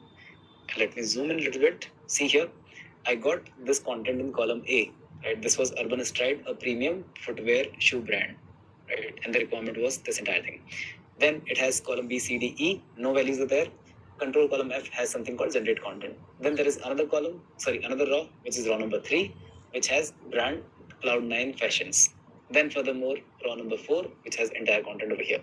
Now, what Make did is, Make got all the content from my Google Sheet inside this make.com environment. And since I have it here, I can reuse it into any other purpose. Like I can build any sort of workflow on top of this content, right? So let's rename this module quickly. The name is going to be Idea Store or Idea Inputs or Provider. What should I do after this? I think let's have it like an interactive session. So you already understood so far what we are getting into, what we are building. So now it's your job. You should guide me how to build this automation workflow. So we have idea coming in here. What should we do next? Which module to use? Quickly on the chat. AI, GPT, OpenAI. Okay. Great. Interactive learning is always good. So see, to add AI over here, what you have to do, simply the small plus button over here, add another module. Click on this plus and it will have another placeholder like this, right? And this placeholder, you can attach the next module, which is going to be OpenAI. And OpenAI has something called ChatGPT, Whisper, DALL-E, and so on. See, now we have this idea content. We wanted to generate certain post for LinkedIn, Facebook, Insta. This GPT or this OpenAI is not same what you use on your user interface. It is way more different. Let me show you how. So first of all, it has multiple things. You can play with responses. You can create a model response. You can have a different kind of completions. Moderation is there. We can message to a particular assistant or GPT, custom GPT kind of thing. We can play with vector store files. We can also generate image, visualize them, edit images. We can generate audio, do transcription, translations, many things are there. See, plenty of them, which you don't even see on your regular GPT interface in the web version. Now, the catch over here is, if you wanted to use GPT on this particular API interface, see, this is not your GPT, what you use, something like this. If I go chat GPT, this is my regular interface, GPT-5 is here, and I can choose whatever I want, I can just type in. This is not the same GPT that we use in our make.com automation workflow. This is a web version of GPT where I may pay something, let's say currently we are on a Pro plan, or it's called Plus plan, where we are paying almost 2000 rupees every month to GPT. But still, this can be used only on the interface. Why? Because GPT says, if I give you API access for this 2000 rupees, you may burn out my servers. Right? People wanted to do so many things with GPT, maybe through automation, and they can just like send thousands of requests to GPT servers, right, through APIs. So GPT says, whatever amount you're paying over here, it is only limited to the web version or this web user interface. In case if you wanted to go with API usage, you have to go to openai.com, and then there is something called OpenAI for developer. See here on the left hand side. So for developer, click on this, and there's something called API platform, as well as API's got a complete different pricing. Right. So let's click on API platform, as well as let's click on API pricing. Now, once you're on the API platform, you have to click on this and log in API platform inside there, and you will land on their developer page where it says, welcome to OpenAI developer platform. And then see here, it says Python, JavaScript, and curl. And this is how you have to handle the API request. But since we have power of make.com, power of no code, low code, we are not dependent upon this entire Python based structure. We can straightforward work with no code tools, right? Number one. So what essentially we have to do is we can choose a write action. In this case, we are going to do create a completion based on a prompt. So let's click on this. Now, this module, we have to configure really basic connection. So click on add connection over here, and then we have something called API key. So if I go into this, I go to settings, I can generate an API key right from OpenAI developer platform. It's something called platform.openai.com. And then over here, you have something called create new secret key. So if I click on this, I just have to give it a name. I'll say 17 August class demo key, and I can select a project which is called default project, create secret key, and that's it. Now API key should come here. Quickly copy this, go here, put this even connection name. I'll say 17 August class connection. I always prefer to give name so I know like which connection was created at what time, and click save. That's it. Right. So over here we are done with the connection part. It is that easy to create connection with any of the modules, any of the API based modules, right? Then it is asking me what do you want to do. I'll say create a chat completion. I'm going to send a message to GPT, and GPT should fulfill that particular requirement. Along with this, it has flexibility to give me option to choose which model I wanted to work with. So let's click on models, and you see a long list of multiple models available over here. So right from GPT-5, which is launched least recently, along with this, we have something called GPT-04, 03, 01, and so on. Plenty of them are available right here itself. So you can choose any one of them. What my first preference is, I can go with something called GPT 4.1, and that too, there is a good version called Nano, which is less cost and really fast in terms of any regular execution. So I can go with this. Even you find many different models available, right from 3.5, which was exist in almost 2 years back, right? So that can also be used with the APIs. Now let's go here. Let's choose 4.1 Nano. Now, why I choose 4.1 Nano, and how does GPT cost me? I'm going to give you another assignment. Keep your eyes and ear open. But see here, some basic understanding of this. So this is called API pricing. Let's scroll down a little bit and see all of these different models. So recently 5 came, and I hope anyone who's connected with this AI world or AI kind of terminology, you would know when you work with any AI tool, they measure the effort or kind of billing in the number of tokens. So when you send a request, it says how many tokens this particular AI model will consume to fulfill your request, right? So over here, in case of API, what they say, if you're using GPT-5, then over here, you have to pay $1.25 for every million token that you input in the system, and approximately $10 for every 1 million token that comes out of the system, right, as an answer. Same way, if you're using any of these 4.1, let's say we chose for Nano, a very economical model, which says only 20 cent, which is in Indian rupees, hardly 17 rupees.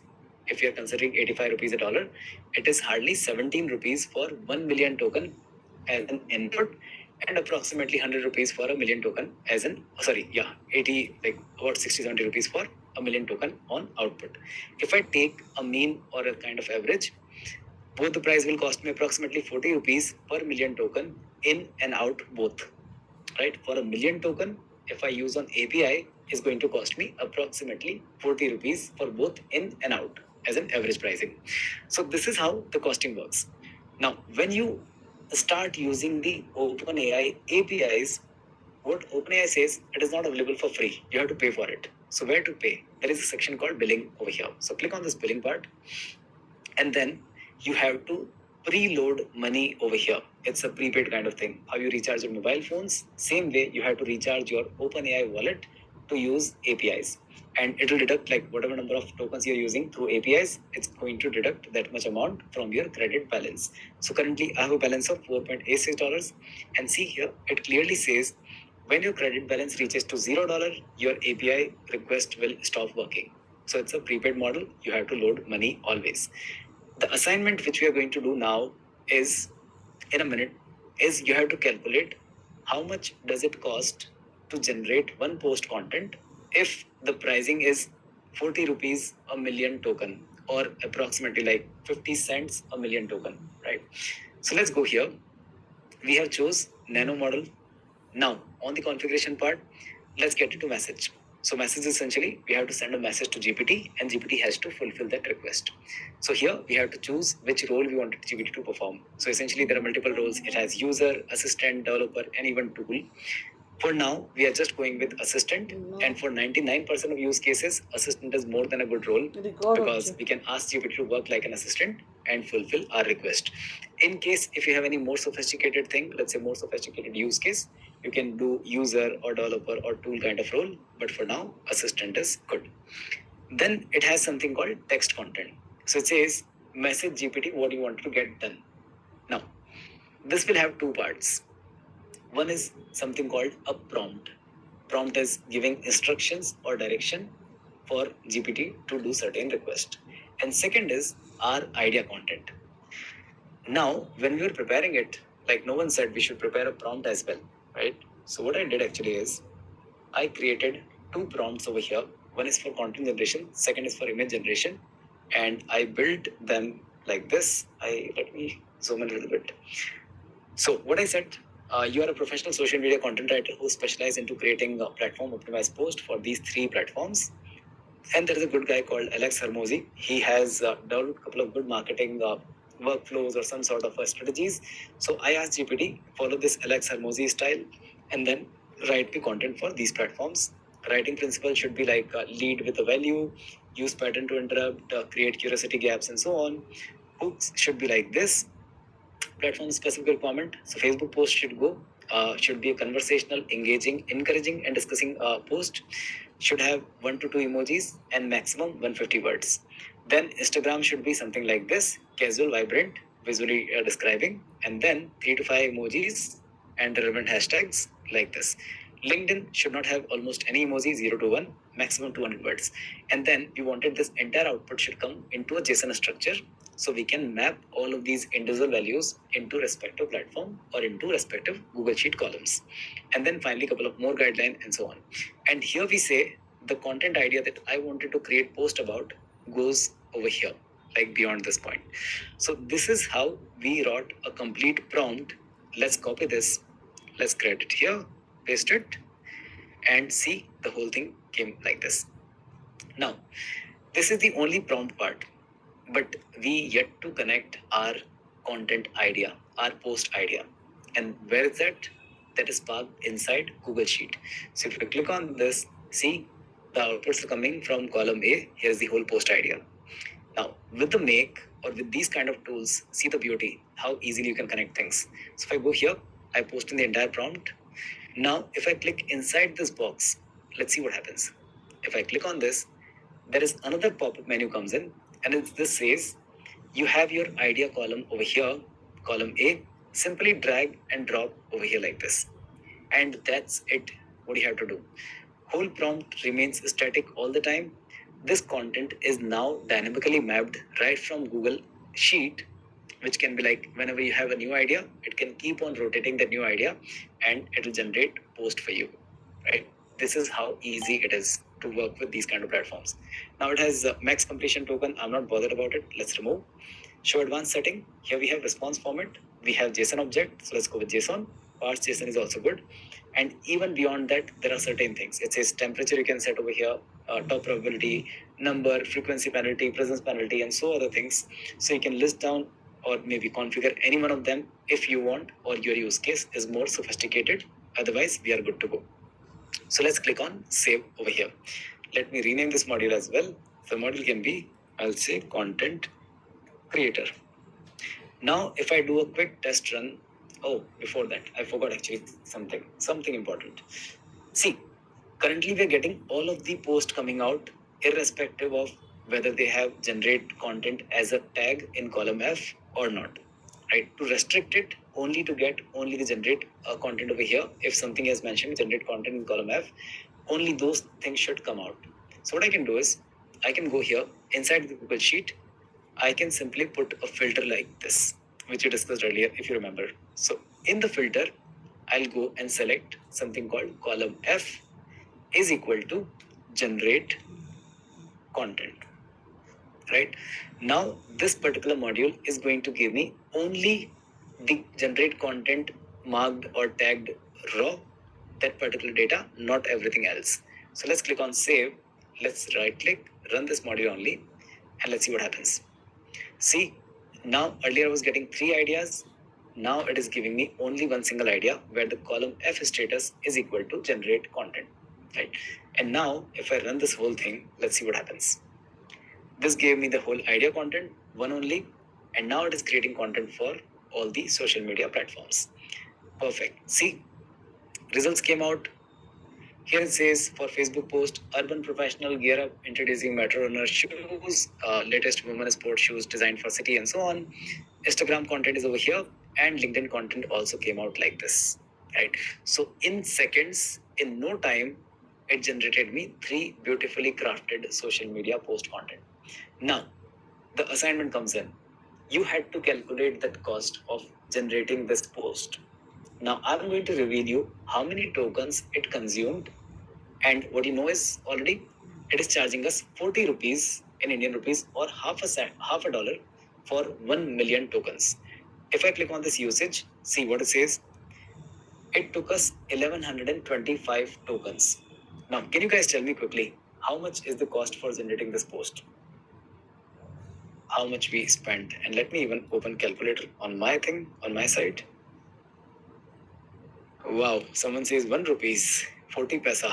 Okay, $2. Some people are just playing around. Let's do a quick math. If you have 40 divided by a million is almost what, 6 zeros? And then multiply 1125. So I'm taking this into rupees. Click on this. See, it cost only 4 paisa, like 4.5 paisa. If you see here, this is as much the rupees, right? So this is how economical it is to generate any post content using GPT. It's like insane. In 1 rupees, you can generate 25 posts, right? It is that kind of economical stuff.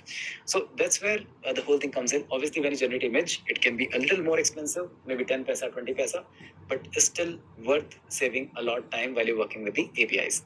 So this is how much this cost. Now, the next one, what should we add next to it? Quick guess, any direction? What should we do next to it? Guys, quickly on the chat, we have already generated content. Now it is time to generate image. So for image, we can go simply back to this OpenAI, and over here we have something called generate an image. Now you have a question, can we use DALL-E? Can we use Runway or something else? Absolutely yes, you can do that. But for now, for this entire class, I'm just focusing on ChatGPT itself. So let's click on generate image. And as soon as you do, you don't have to create connection again because both the things are coming from the same service from provider. So connection is already there. In terms of model, I can go with the latest model. This is called DALL-E 3, right? Then it is asking me for the prompt. So I can go here, back to the sheet. I have image generation prompt here, which says generate a high converting scroll stopping square image 1080 for social media. Visual psychology should be followed. Design framework, color strategy, technical specification, style, and so other things, right? And then finally it says, here is my actual input or the idea on which I want to generate this image. So let's scroll up towards the top. Over here, paste everything, and now you know how to connect this particular idea. So as soon as we click inside the box, we have this idea content over here. Paste it like this and simply click save. That's it. I can rename this as maybe image creator. And finally, we have to add all of these content inside Google Sheets, right? So here I see there's something called add raw, then there's something called update raw. So what I wanted to do is I want to park this generated content next to this particular line itself. So essentially, I wanted to update this line, all of these columns. So we go back, let's click on update raw. And over here, this time, either I can choose my spreadsheet from the whole spreadsheet list, or I can follow one more good method. There is something called select from all.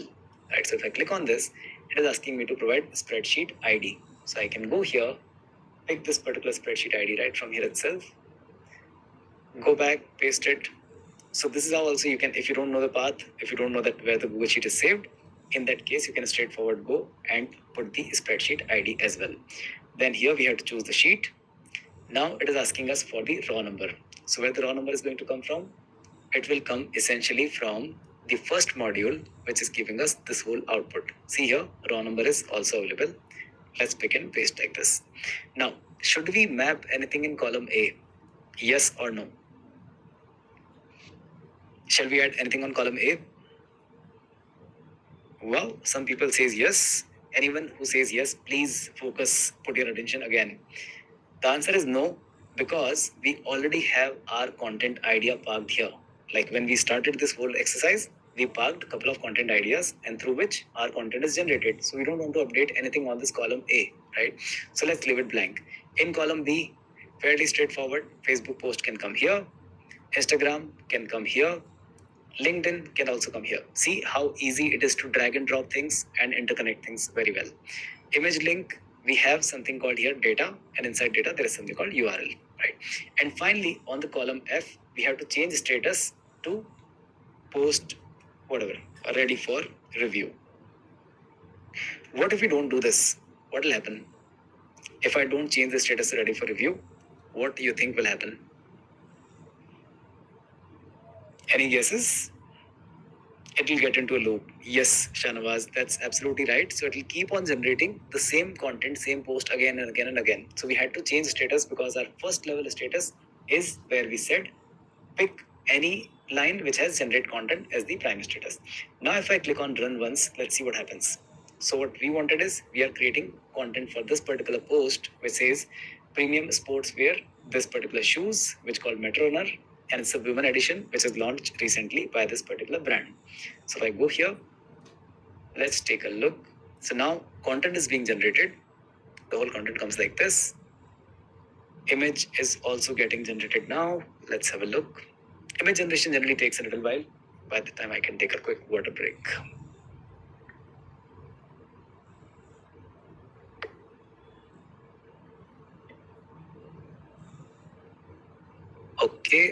Okay.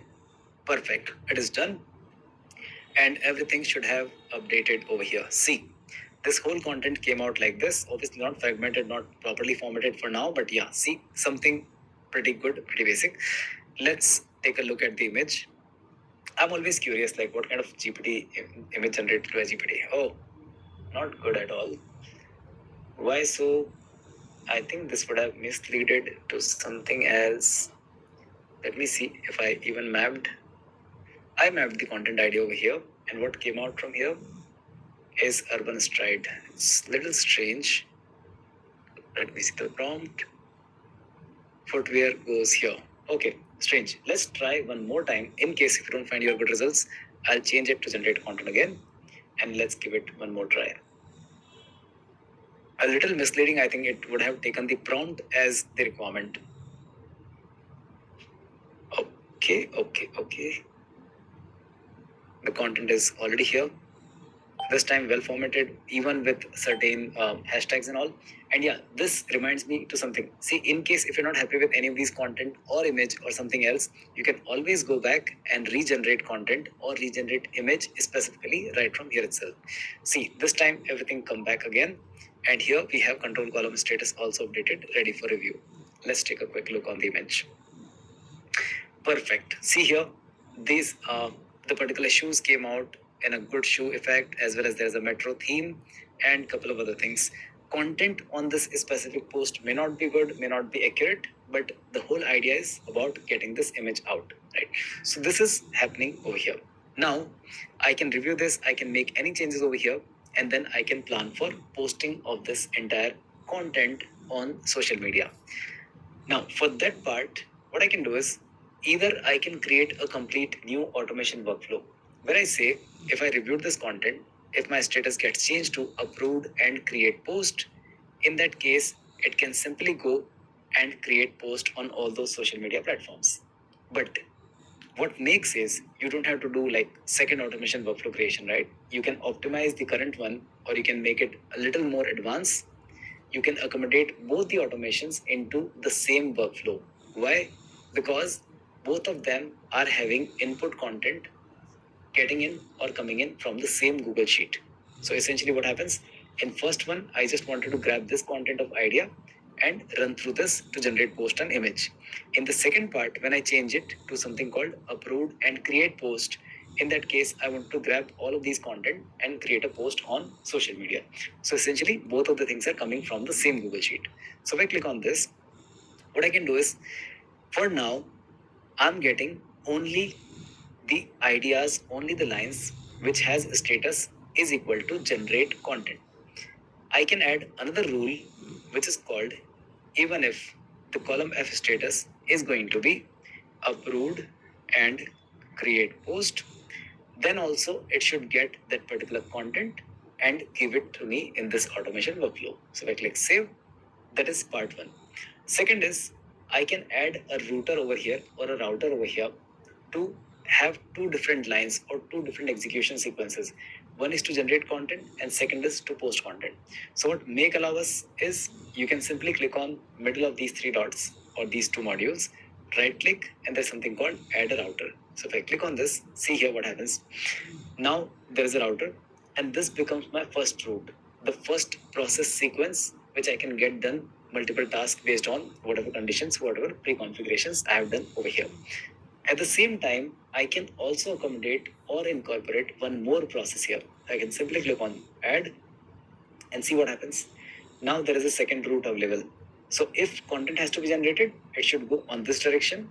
If it has to be distributed, it can go on this direction, because content is coming from the same module, from the same source of Google Sheet. So if I click on this, see here, what we want to do is, first of all, distribute this thing on Facebook. And as soon as I type in Facebook over here, you can see Facebook as a standalone app available, Facebook pages, lead forms, lead ad, conversion, insight, messenger, so many things are there. What we are concerned is something called Facebook pages. If I click on this, see, within pages, you get to see multiple actions which you can control in Facebook using APIs. So essentially over here I have list post, get reaction, create a post, create post with multiple photos, update them, delete them, like, unlike, plenty of things. Even we can create photo-based post, video-based post, some reels as well. Even comments can be created right from here itself. So in case you wanted to comment on someone else's post or maybe on your post or something, reply comments, that can be done right from here itself. Even reels can be published right from automation itself, right? So these many things. Now, what we are concerned is this one, which called create a post. Let's click on this. And here you have to add your connection. So if I click on this add connection, I can give it a name. I'll say 17th August class connection.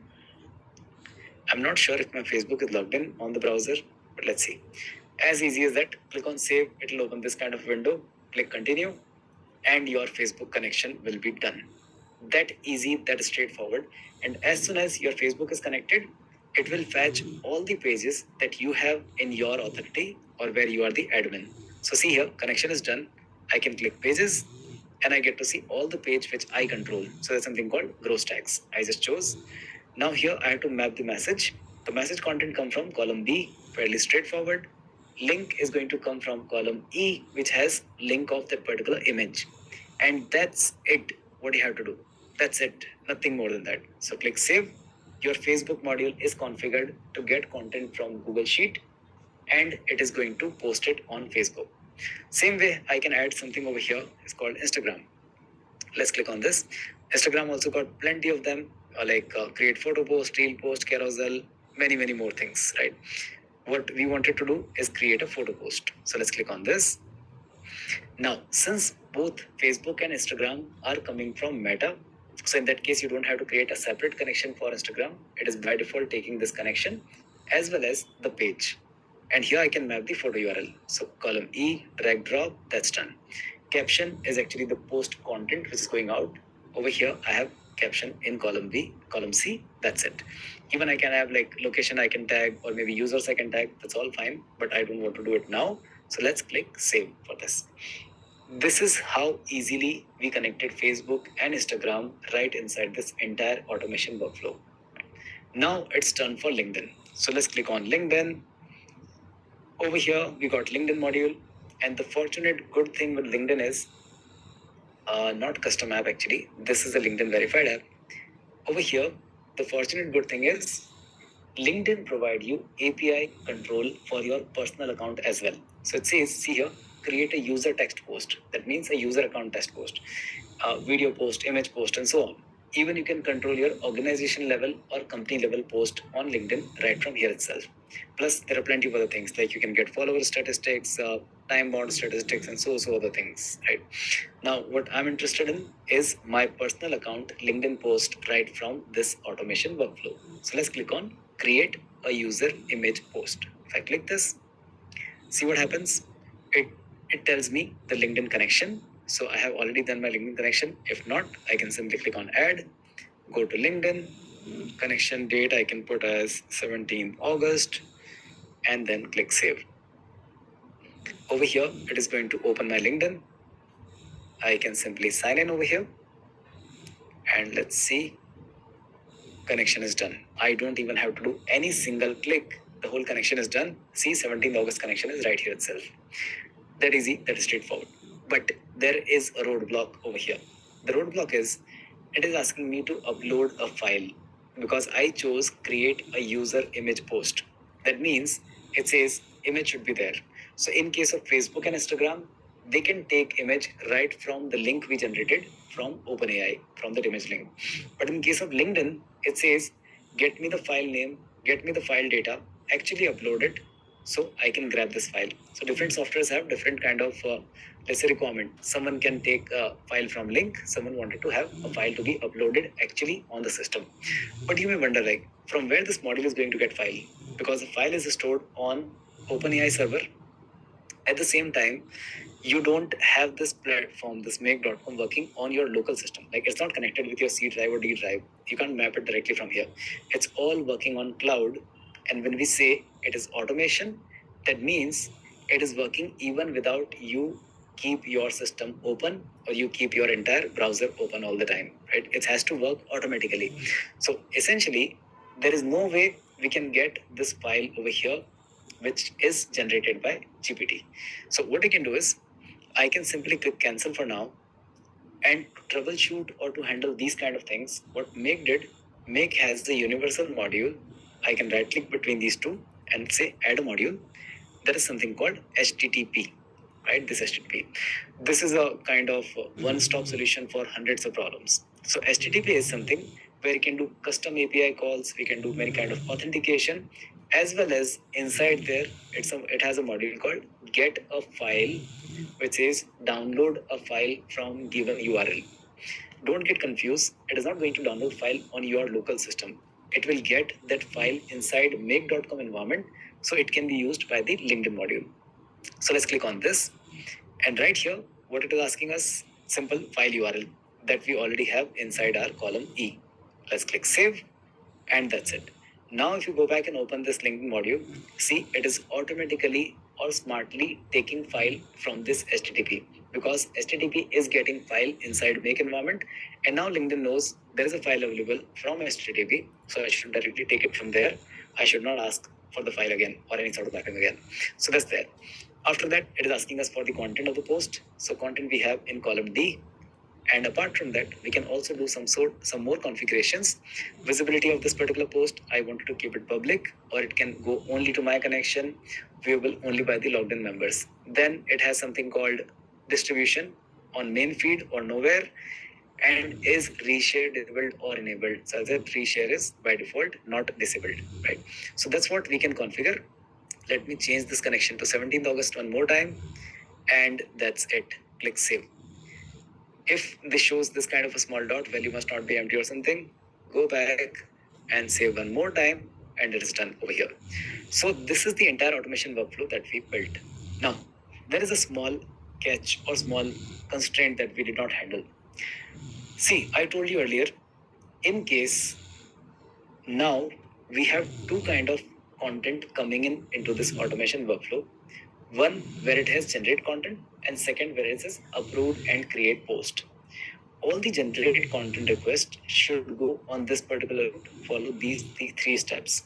And all the distribution part, upload and create post, should go on this particular route, right? But we did not handle any sort of filtering, any sort of restriction. And now, even if generate content comes in, it can flow here as well. Or if I say upload and create post, it can go here as well, right? That will be unnecessary loop and unnecessary usage of modules. So what I can do is, between these two, this is string I can click, and I can apply additional filters over here.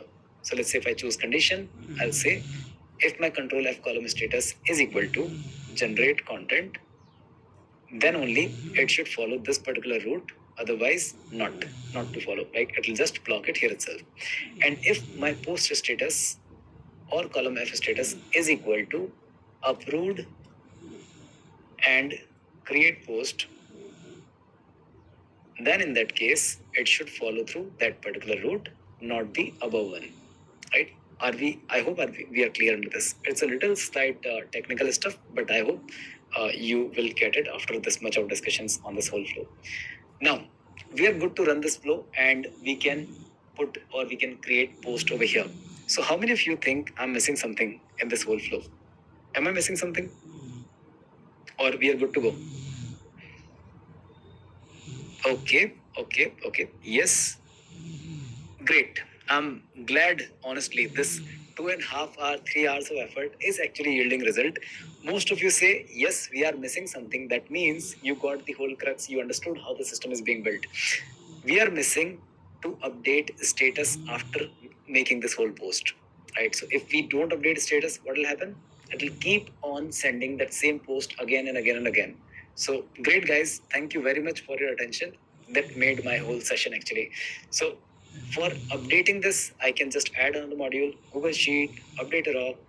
I can grab this entire spreadsheet ID from here. This is the quick trick. What I do, I can go here, select from all, spreadsheet ID. And over here, we have sheet name. I can just choose the right sheet name, which is demo for class 17. Raw number is coming from the first module over here, which is like this. And in this case, I don't have to update anything in column A, B, C, D, E, right? Because they all already have content, which is either as an idea or generated by the upper string, right? The above flow. So essentially what I have to do over here is the last one update, which should be posting done. That's it. And whenever this whole flow will work, when the successful completion will happen, it will automatically mark that as posting is done. I don't have to do anything else. So now this becomes a complete flow which can generate content and which can also distribute the content on your social media platforms.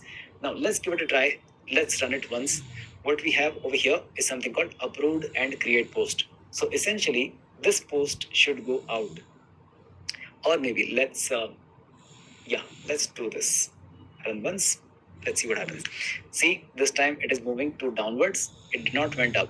Why? Because the status coming in from there is called upload and create post, which is not equal to generate content. That's why it did not follow through this particular route. Here it passed because upload create post is equal to upload create post. It is moving towards the down route. And the Facebook post is created. See here, the post ID came out like this. Then Instagram post also created. Sorry, my bad. The post ID is here. Same way LinkedIn and status should have updated to posting done. Let's go and quickly check all of these platforms. So when we started, this was our first Diwali celebration. Now let's see. Perfect. See here, just a minute ago, this post came out with this whole content. Where Instagram went, okay, over here. Let's run this again. Wow, 3 likes, 1 comment. You guys are super, super fast. Shravan is there. Amazing, guys. Great. So this has all these hashtags and everything. And let's go to LinkedIn as well. Let's toggle this off. Post an activity.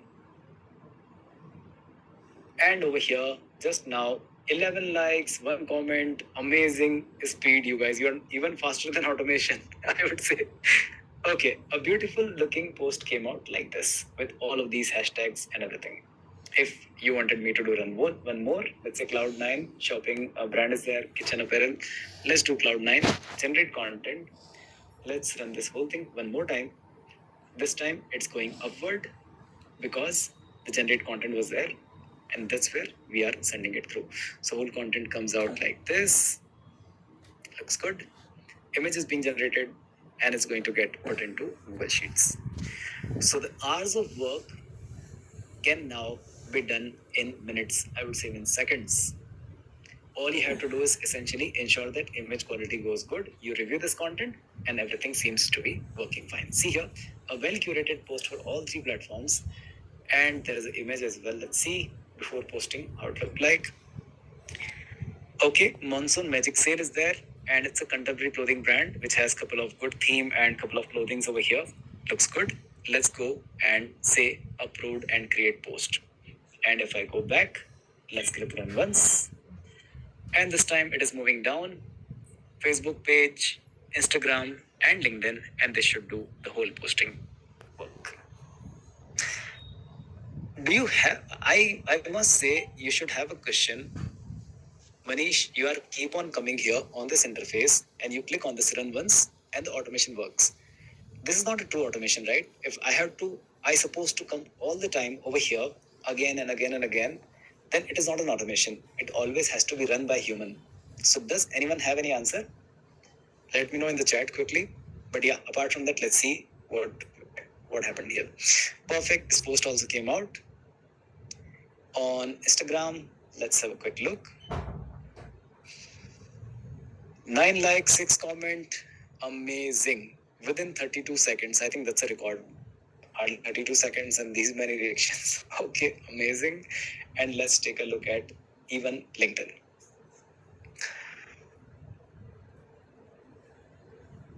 Perfect. See, things are coming in here.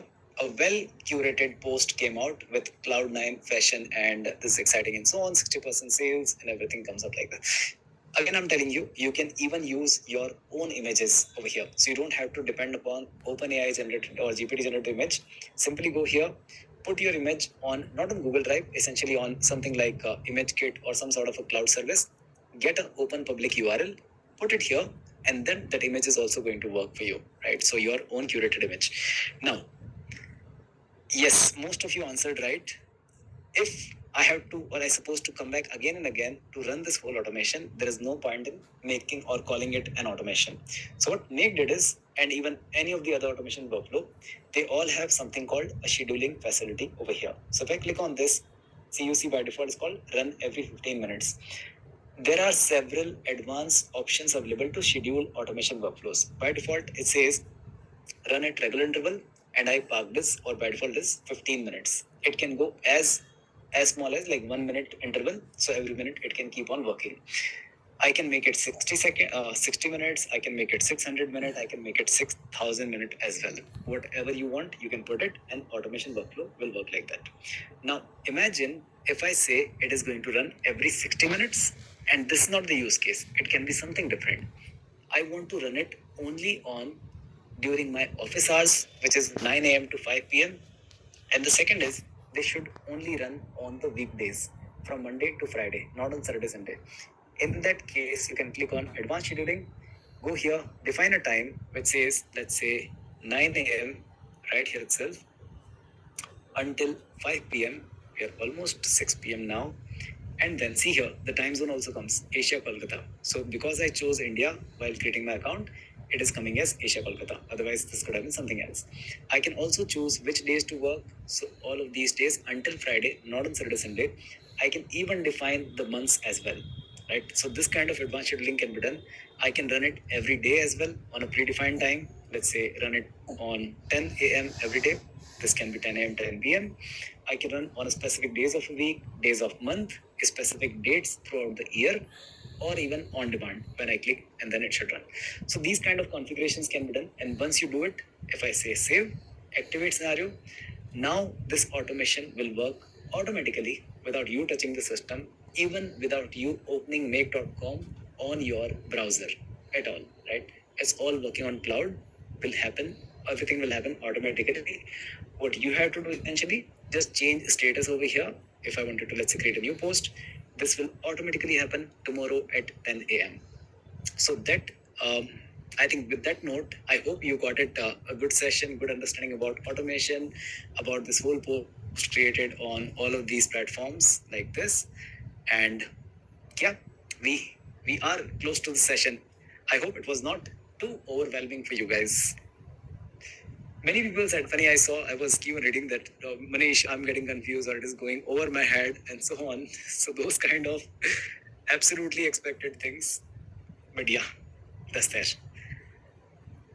Wonderful. Thank you so much, Mani, for this. Folks, if you absolutely loved what you learned over the last 3 hours, drop in MB on the chat. Mind blown on the chat. And of course, I also did see a few people mentioning that this is something that you're not understanding right away, but 90% of the people got it really, really well. And as Manish was asking questions, all of you were able to give the right answers as well, which was amazing. Right. But folks, what I want, amazing to see that response on the chat.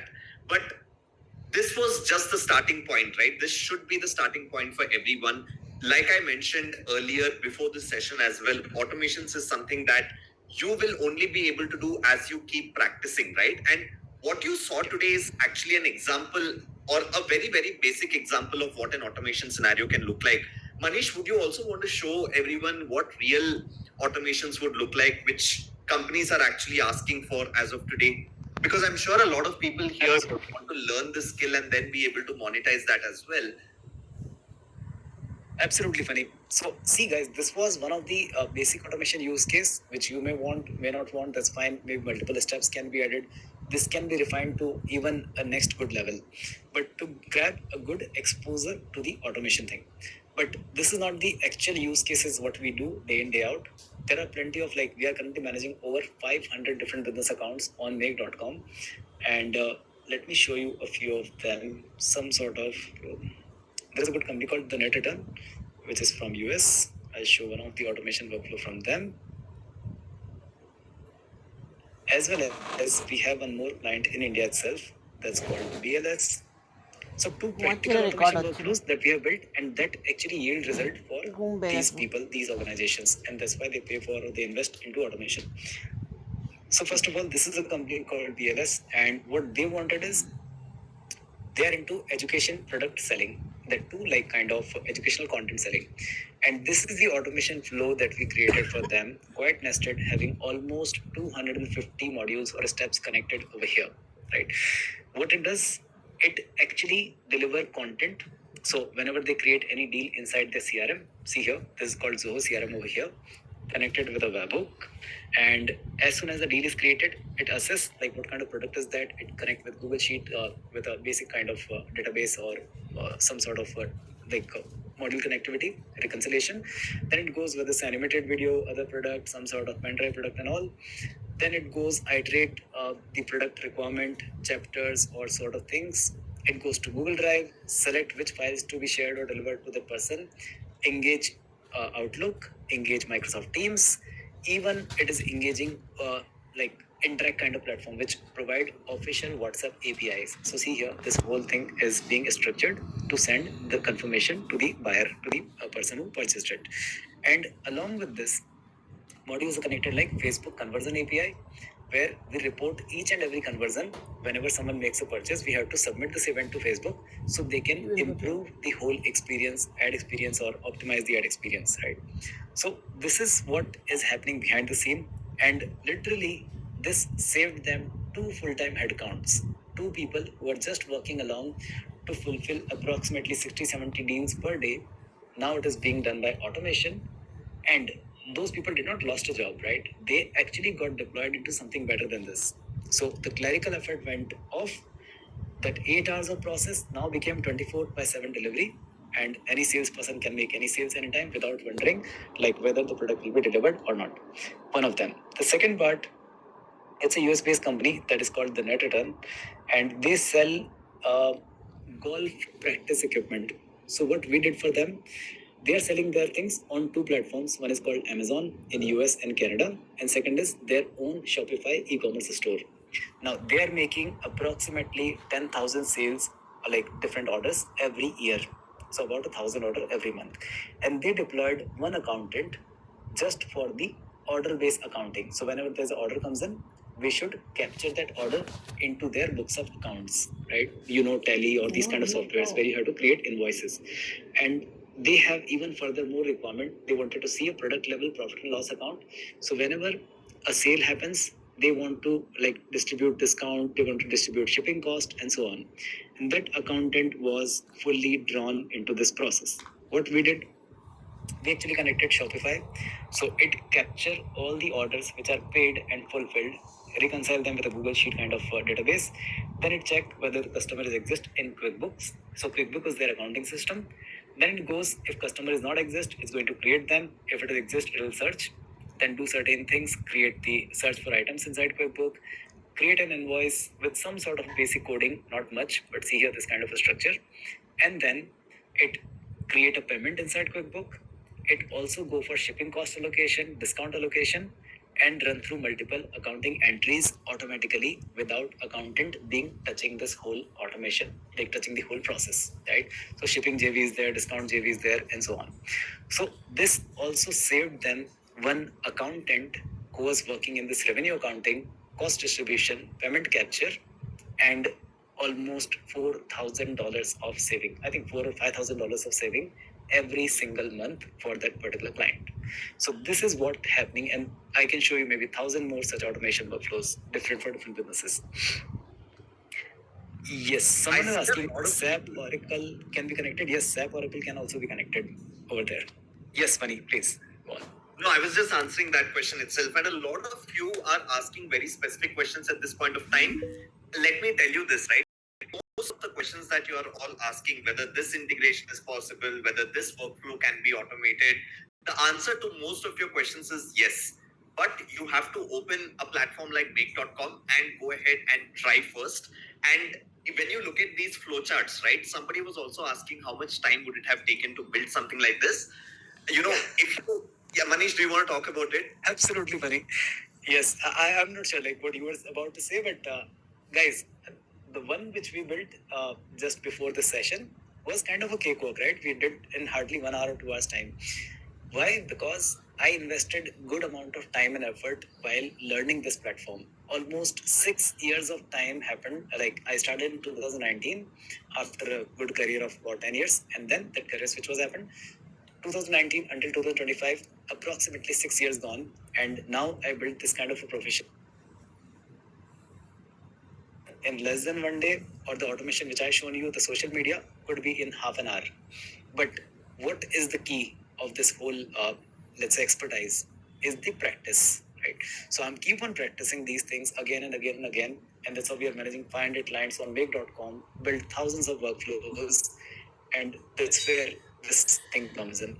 So Funny, you please continue. I just added this over here. No, I was going to say the same that, today, if you think the social media management automation that we have built, that, Manish was teaching you while building that, and that is like 3 hours. But otherwise, practice this. And as you saw in this session, it's more about the logical part than just learning the tool, because you can do something like this. Let's say today you got introduced to Make.com, but you could do this on N8, and you could do this on any other automation tool as well. But it's the logic or the logical flow that really matters, and of course the skill of knowing the tools very, very well. I like the fact that all of you are asking a lot of questions. We will of course not be able to take all the questions in the interest of time, but Manish, if you have to give everybody an advice in terms of how they can start, you know,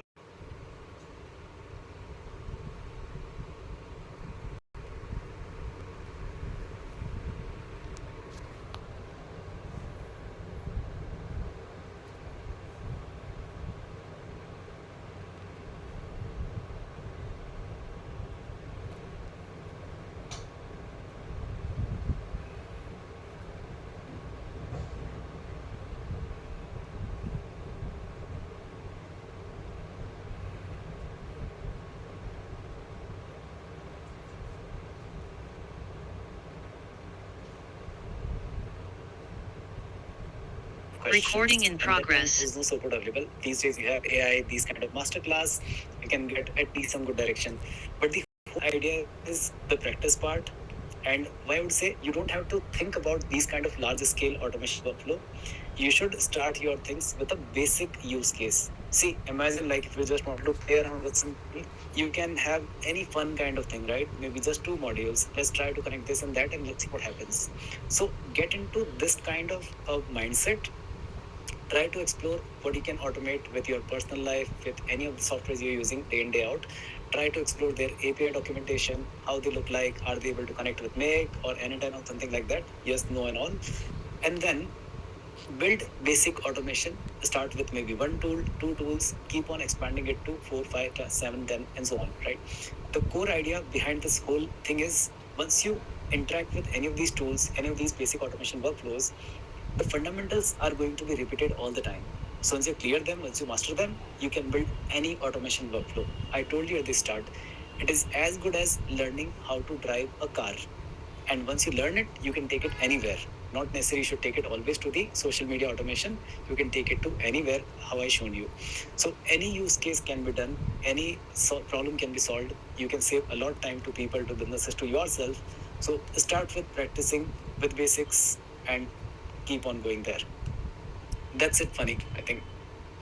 Wonderful. I can see that a lot of love is coming your way on the chat. Manish, thank you so much for doing this and helping so many people get started with their journey in automations and AI as well.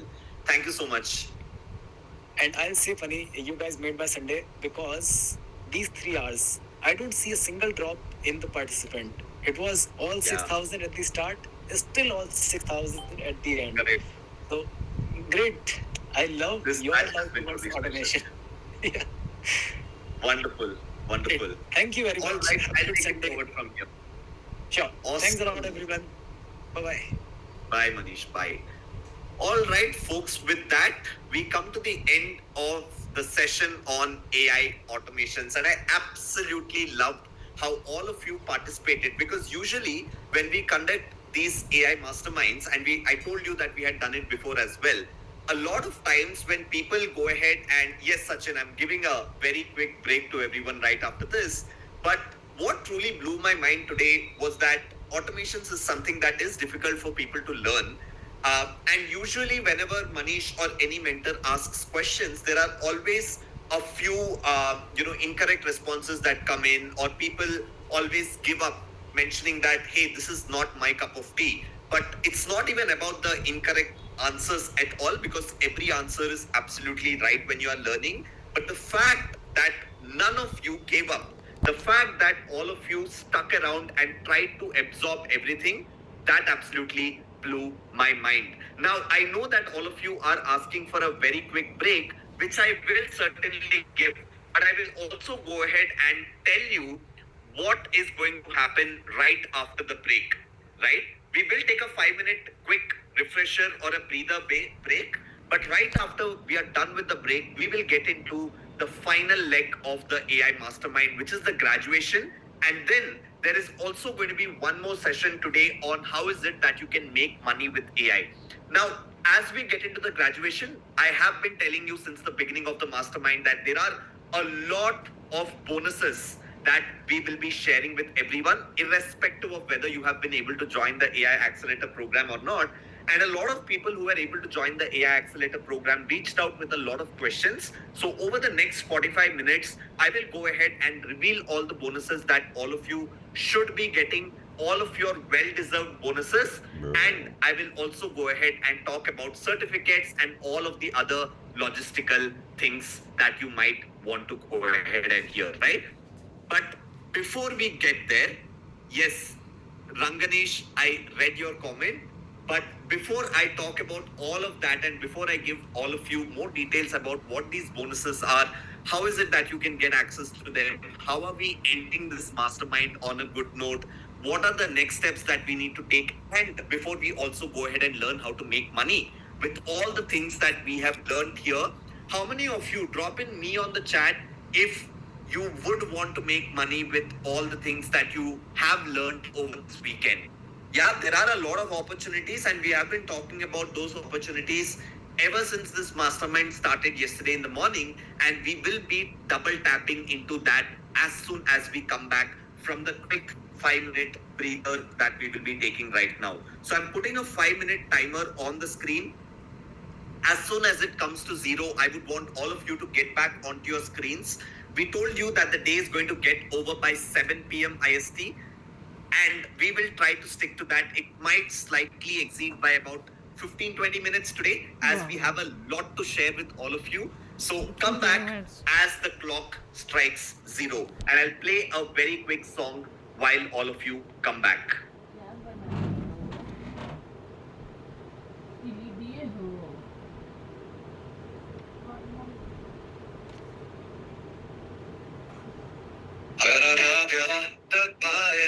इस काम की लगे है किया मैंने समझ लिया कि है आ गया है ये आगे से काम करता है और गया अब क्यों से केस में कैसे फिट होता है इसका ये मतलब है कि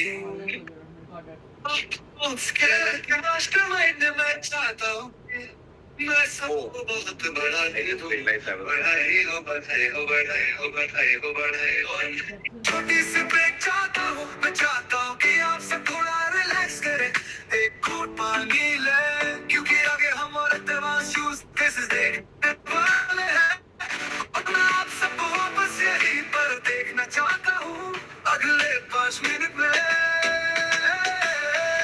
मैं सबको यहाँ 5 मिनट में वापस देखना चाहता हूँ इसलिए मेरी ये छोटी सी ब्रेक के लिए भाइयों और बहनों मैं छोटी सी तारीफ देना चाहता हूँ ब्रेक के लिए थोड़ा टाइम लो रिलैक्स करो और पानी ले लो और मुझे यहाँ 5 मिनट में मिलो मैं यहाँ 5 मिनट में आपको मिलता हूँ जी हाँ 5 मिनट के लिए मेरा यहाँ 5 मिनट में आपको मिलता हूँ जी हाँ बधाई हो ब्रेक के लिए थोड़ा टाइम लो रिलैक्स करो और पानी ले लो और मुझे यहाँ 5 मिनट में मिलो मैं यहाँ 5 मिनट में आपको मिलता हूँ मैं यहाँ 5 मिनट में आपको मिलता हूँ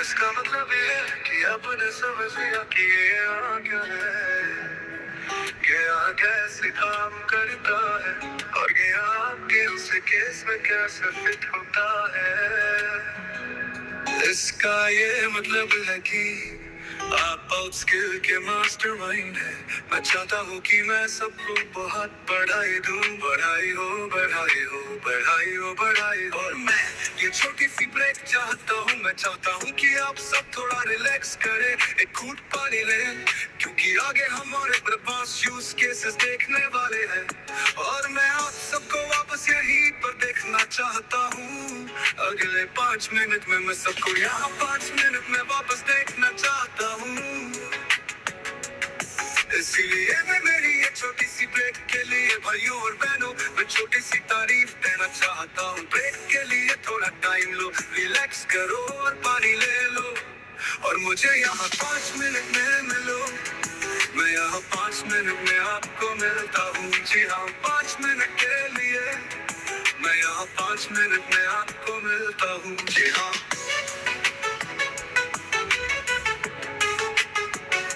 बधाई हो, बधाई हो।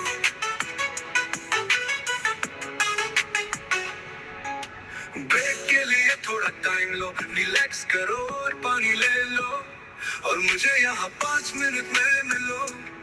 मैं यहाँ 5 मिनट में आपको मिलता हूँ। मैं यहाँ 5 मिनट में आपको मिलता हूँ।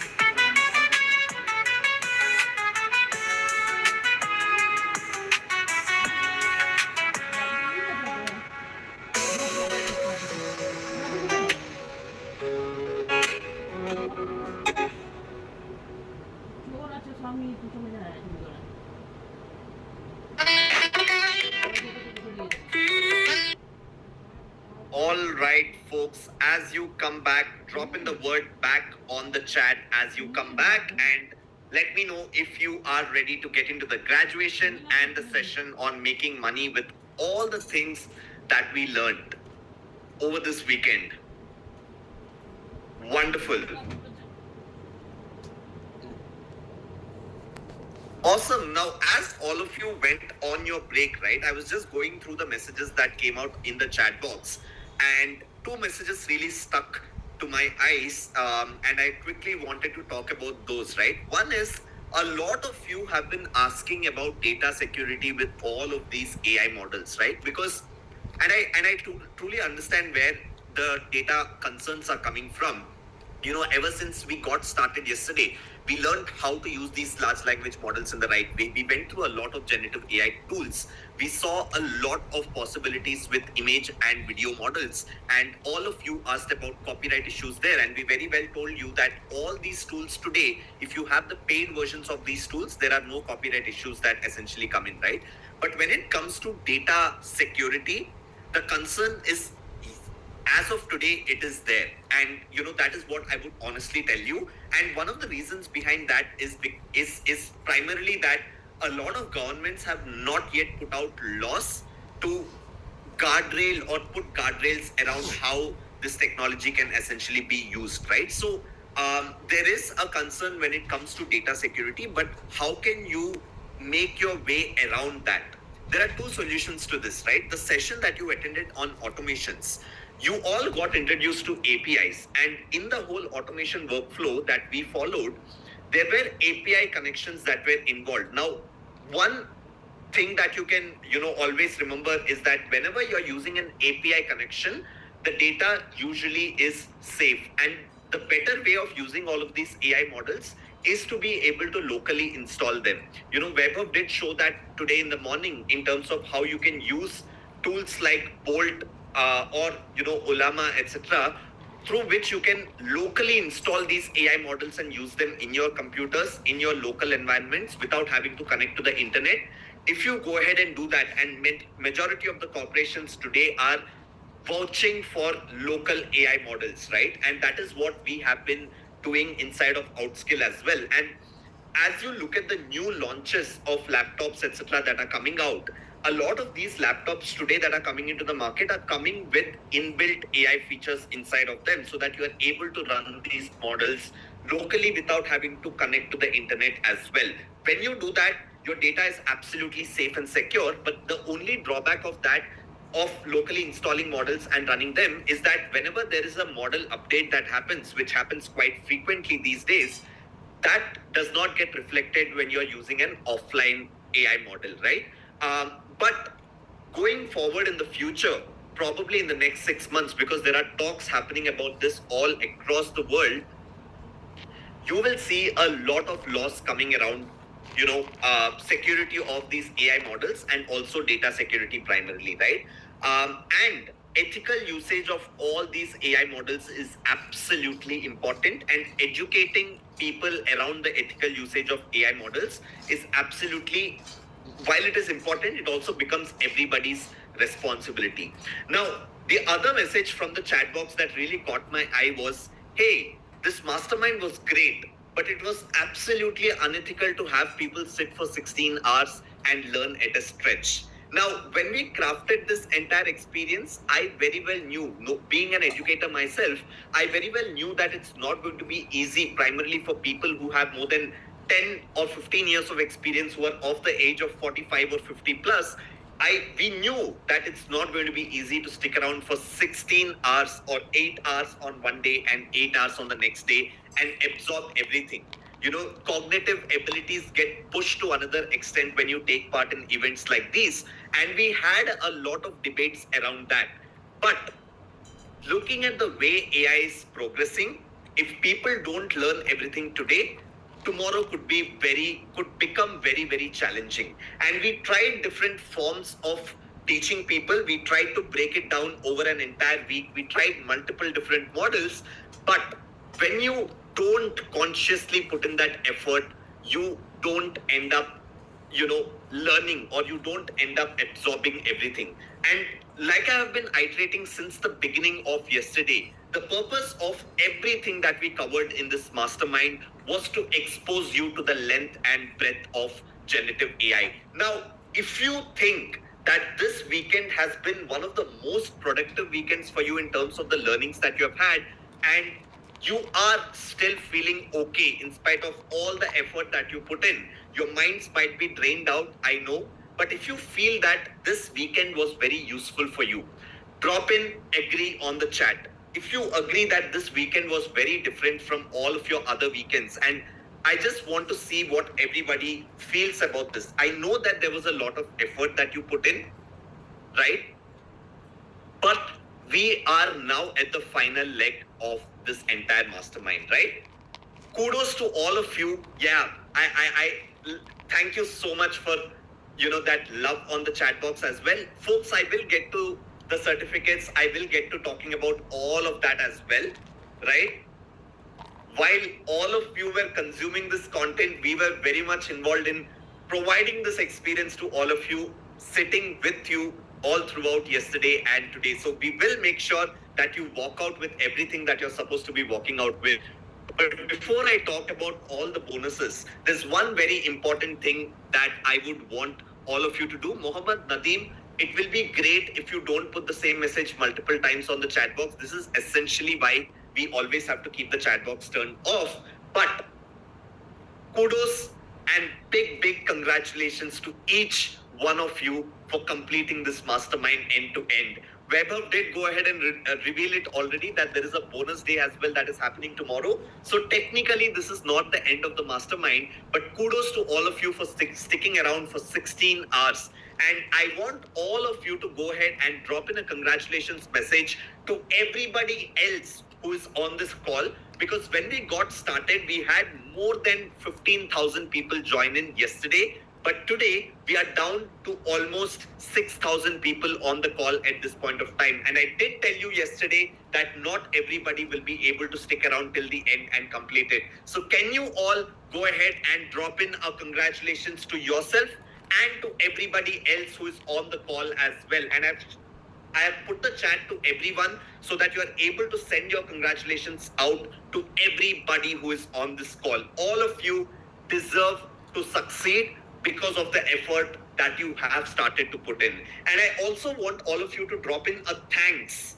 And this time you are not going to be thanking me. You are not going to be thanking the mentors who did this entire mastermind for you. But I want you to recognize the effort that your friends or your family members would have put in while all of you were sitting and learning for 8 hours yesterday and 8 hours today. So drop in a thanks to whoever helped you make this happen for yourself. They might have helped you in the form of giving you water while you were learning, might have given you food while you were learning. Go ahead and tell them, or if you have the luxury of staying with somebody who has helped you, go ahead and share your gratitude with them. It's very important to share gratitude with everybody who helps us in life. Wonderful. I love all the love that all of you are sharing on the chat. I'm absolutely loving it. On that note, let me go ahead and share the next steps from here with all of you. What are the next steps? We learned for 16 hours, but what should we be doing after this? Well, there are two things. One, of course, is that you have to continue or you have to practice everything that you learned over yesterday and today. And the second, which may not be relevant for everybody, but will be relevant for 99% of the people, because I know that 99% of you would want to monetize or even know how you can go ahead and monetize once you're able to practice all of these different skills.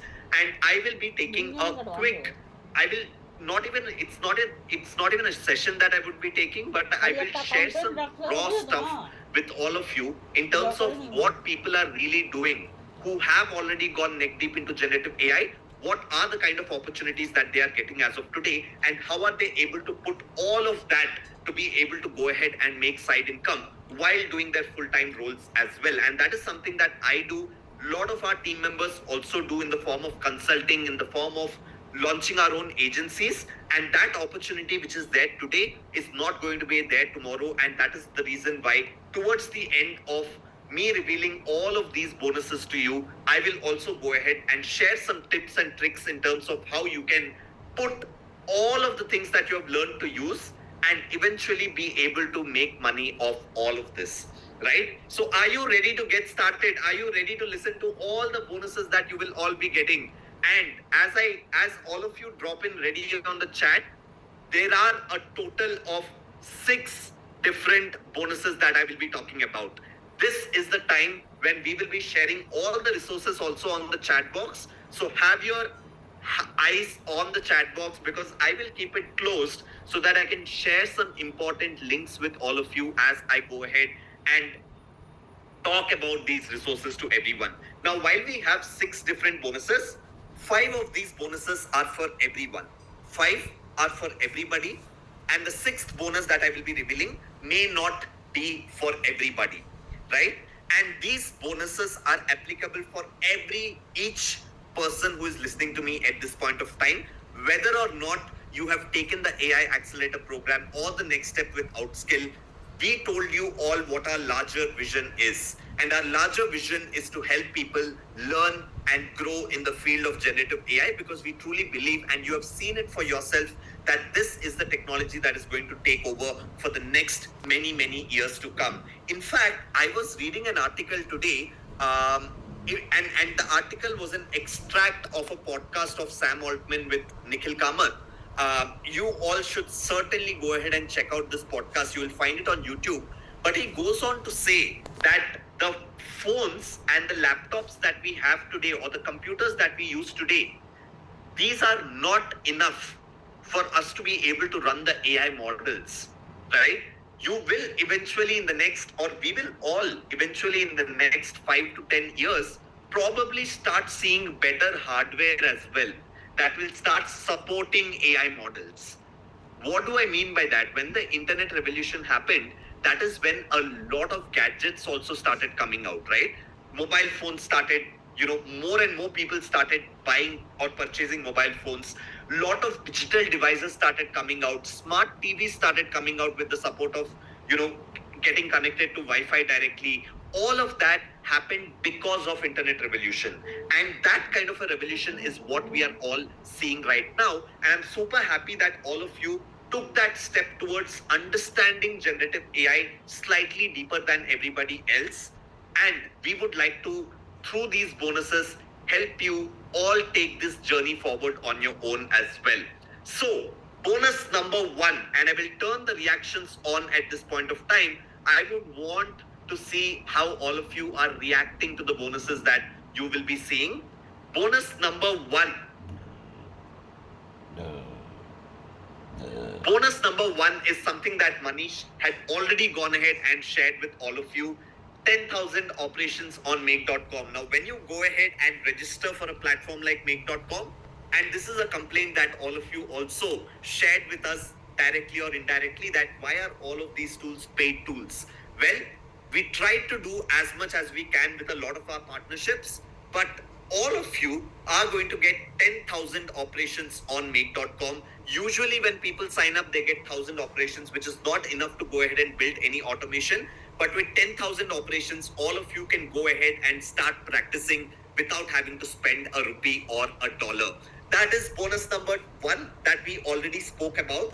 Bonus number 2 is that for all the people who said that this session on AI automations was overwhelming and you could not grasp everything, and for all the people who understood and grasped everything as well, everybody is going to get 3 recorded tutorials of AI automations that have been built on make.com. And trust me when I say this, the best way to learn how to build your own AI automations is by seeing and replicating. It took me almost 2.5 years to be able to learn and get better at building automations itself. And all that I did, of course, I did a lot of self-teaching, but later on I realized that it all becomes easier when you are able to replicate. And with that ideology, we went ahead and recorded 3 AI automation scenarios and how these scenarios have been built as well, so that all of you can watch these recorded tutorials at your own pace and replicate and learn. The third bonus is again something I love the hearts, I love the claps, I love the celebrations that are coming in on the chat, and I'm just super excited to kind of go ahead and reveal the other bonuses as well. Bonus number 3 is something that Weber sneaked in his session, which is, I wanted to reveal it to all of you, but he didn't let me. This is not the end of the mastermind, right? While you feel that we learned quite a lot over the last 16 hours, there's still one thing that we could not go very, very deep into. And that is product building with AI. And the other aspect that we could not go very, very deep into is everything that we did yesterday and today was without writing a single line of code. And as I ran the poll today and yesterday, I saw that 35% of you are actually software engineers. And how many of you know how to write code? Drop in me on the chat, and it could be any coding language, right? Any computer language. If you write code, it could be Java, could be C++, could be React, could be Python, right? Lots and lots of you, yeah. And all the people who do not know how to write code, you don't have to worry at all, because over yesterday and today, we already showed you the potential of no-code technology and what is it that you can do without writing code. But there is, obviously, if the technology is getting this powerful, what will all these software engineers end up doing? Right? That is an obvious question that should come to your mind. If people don't have to write code today, what will the people who have been writing code, what will they end up doing? Well, they will also continue as engineers itself, because the world still would need a lot of engineers. Maybe not as many engineers as we have today, but we will still require highly skilled engineers.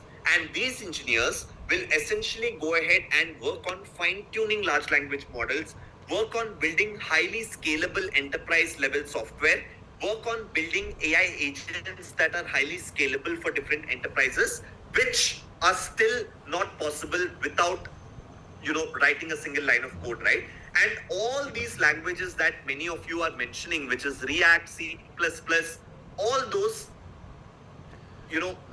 from what I have learned over the last many years, all of those languages are basically not going to help you move forward. If there's one language that you want to learn or want to prosper in, that should be Python, right? And tomorrow's session is going to show you all how products can be built with AI. And the session is going to have 2 parts so that it's relevant for everyone, right? We are going to be talking about how we can build products and AI agents without writing code, but we are also going to show you how that can be done by writing code as well. So the mentor who is going to be coming in tomorrow, his name is Dilip. He's an AI strategist. He has been working with Outskill for a very, very long time, and he has done his PhD from IIT, right, in the artificial intelligence space. So he's going to be covering both without writing code and by writing code, what is it that can be done as well. And this session is going to happen from 7:30 p.m. to 11 p.m. IST. We know that it's a working day for everyone, but all the 6,000 people that are attentively listening to me right now, I would want to see all of you tomorrow as well.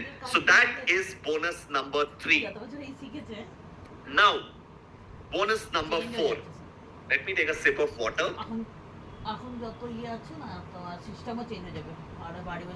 Now I know that a lot of you had a lot of anxiety all throughout yesterday and today, and the anxiety was primarily, hey, they're teaching such knowledgeable stuff, how am I going to grasp everything, or how am I going to remember everything?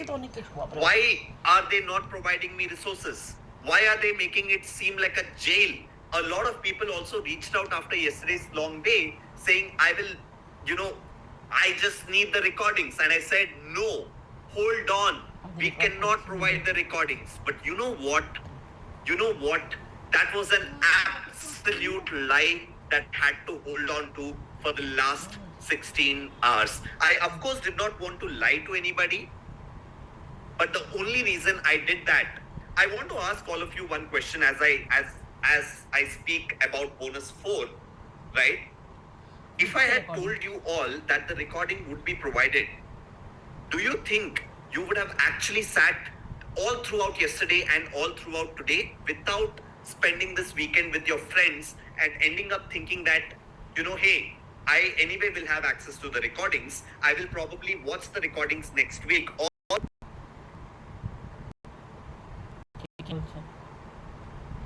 Recording দেখলে থোড়ি কেউ বুঝতে পারতো শুনতে।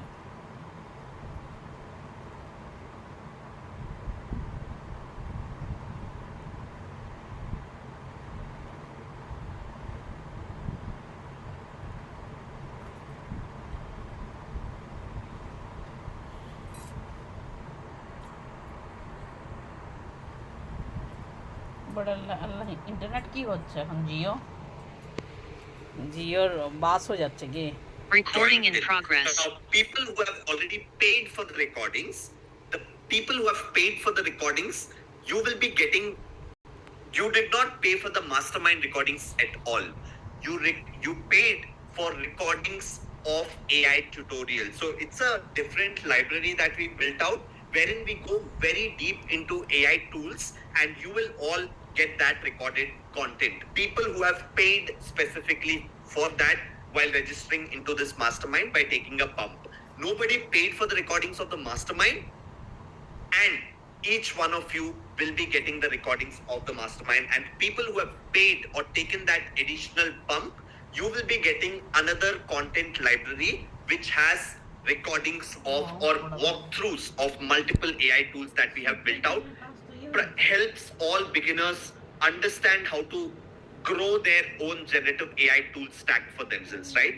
So this is what we have done for everybody. And now that you have seen the potential of generative AI, I truly believe that this curiosity will help you or make you go through these recordings once again. And when you go through these recordings, there are practice material that we have also built out, right? We built out workbooks because while you go through the recordings, we also want you to get some hands-on practice. Unless and until you use these AI tools and build these AI workflows yourself with your mind and with your hands, you will not be able to get started on the journey of becoming an AI generalist. So I will go ahead and show these workbooks that we have built out for everybody. And these workbooks are as detailed as we could make them, right? Let me open up one of them and show you. Let's say today in the morning we learned how to create Gemini gems. You have a workbook right here that says creating Gemini gems, and as you go into the workbook and scroll down, you will find that in every workbook we have given you tasks that you have to go ahead and accomplish, or tasks that you have to go ahead and do, right? And if you're getting stuck, you have the recordings to go back to and watch to unblock yourself, right? But it's very, very important that you go ahead and practice. So if you look at task 1, in this task, we are asking you to build an AI assistant to write LinkedIn posts. Exactly the same thing that we showed you, but unless you do it yourself, you will not know how to solve problems using the same workflow, right? So as you scroll down, For every task inside every workbook, we have also given you step-by-step instructions and included the prompts. Lot of you have been asking, can I get the prompt that Vaibhav has used? Can I get the prompt that Shantanu was using? Can I get the prompt that Manish was using? And I kept telling you, wait, hold on. We are going to give you everything. And there you go. You have all the prompts here, and we will also be sharing a separate document with all the prompts as well with all of you. But as you scroll down, we learned about the markdown prompting structure. We have that in the workbook as well, right? These are all example prompts that we have put in. You should ideally try to write these prompts on your own. It's not rocket science, it's pure English. If you don't allow yourself to push your own boundaries, you will, trust me when I say this, you will get stuck later on if you are into that game of copy pasting, right? Copy pasting days are over. The days of unleashing your own creativity for solving problems has come in, and that is why everybody who thinks they can just copy paste will not work anymore, right? We have included screenshots and everything around it inside these workbooks and made them as detailed and as self-explanatory as possible. Now, if I open the workbook on AI automations, it takes me to this kind of a PDF file, and as I scroll down, you have 3 different automation scenarios that are listed out here. The same link that Manish has shared on the chat box with all of you, that is also there inside this workbook itself, right? It is also there inside this workbook so that all of you can go ahead and access it. And as you go down, you will find automation scenarios, you will find Google Sheet links that you can go ahead and use for the automation scenarios as you practice, and everything else is listed out step by step inside these workbooks. There are 4 of these, even for images and videos. All of you reached out to us saying, hey, why are all of these tools that Shantanu showed, why are they paid versions? How can I practice on a paid version? And I just kept telling you, have patience all throughout the session as it was going on, right? Now, in this particular workbook, you will see not only the process of going ahead and being able to create your own brand movies or marketing collaterals and all of that, but you will actually get exposed to AI tools or diffusion models that give you free credits.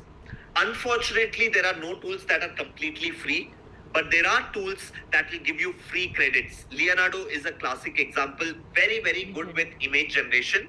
You can go ahead and use Leonardo because it gives you 150 credits every day. So even if your credits run out today, you have the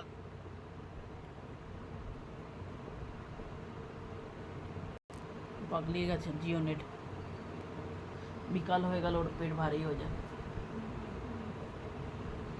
ওদের পাব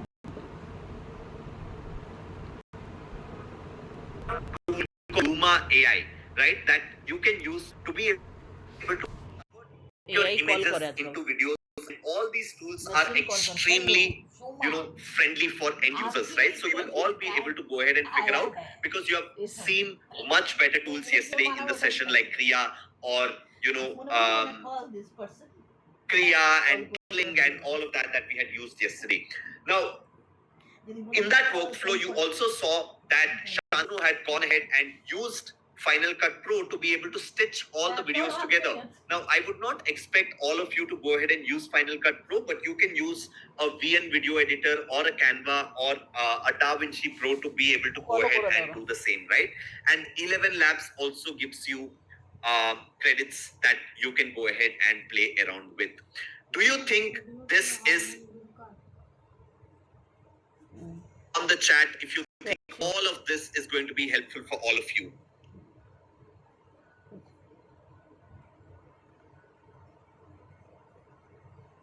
Wonderful. Wonderful. Wonderful.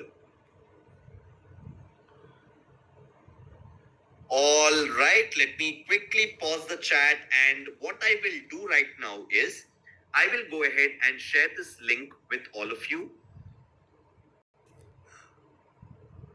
so that you immediately have access to it. It will also come to the emails only of the people who stay till the end of today, right? So we have an automation system at place that checks who are the people who have completed And if you have stayed until this point, you're going to get this as an email also. But I've shared the link on the chat box. The other link that I quickly wanted to share with everyone was also the link of the recordings.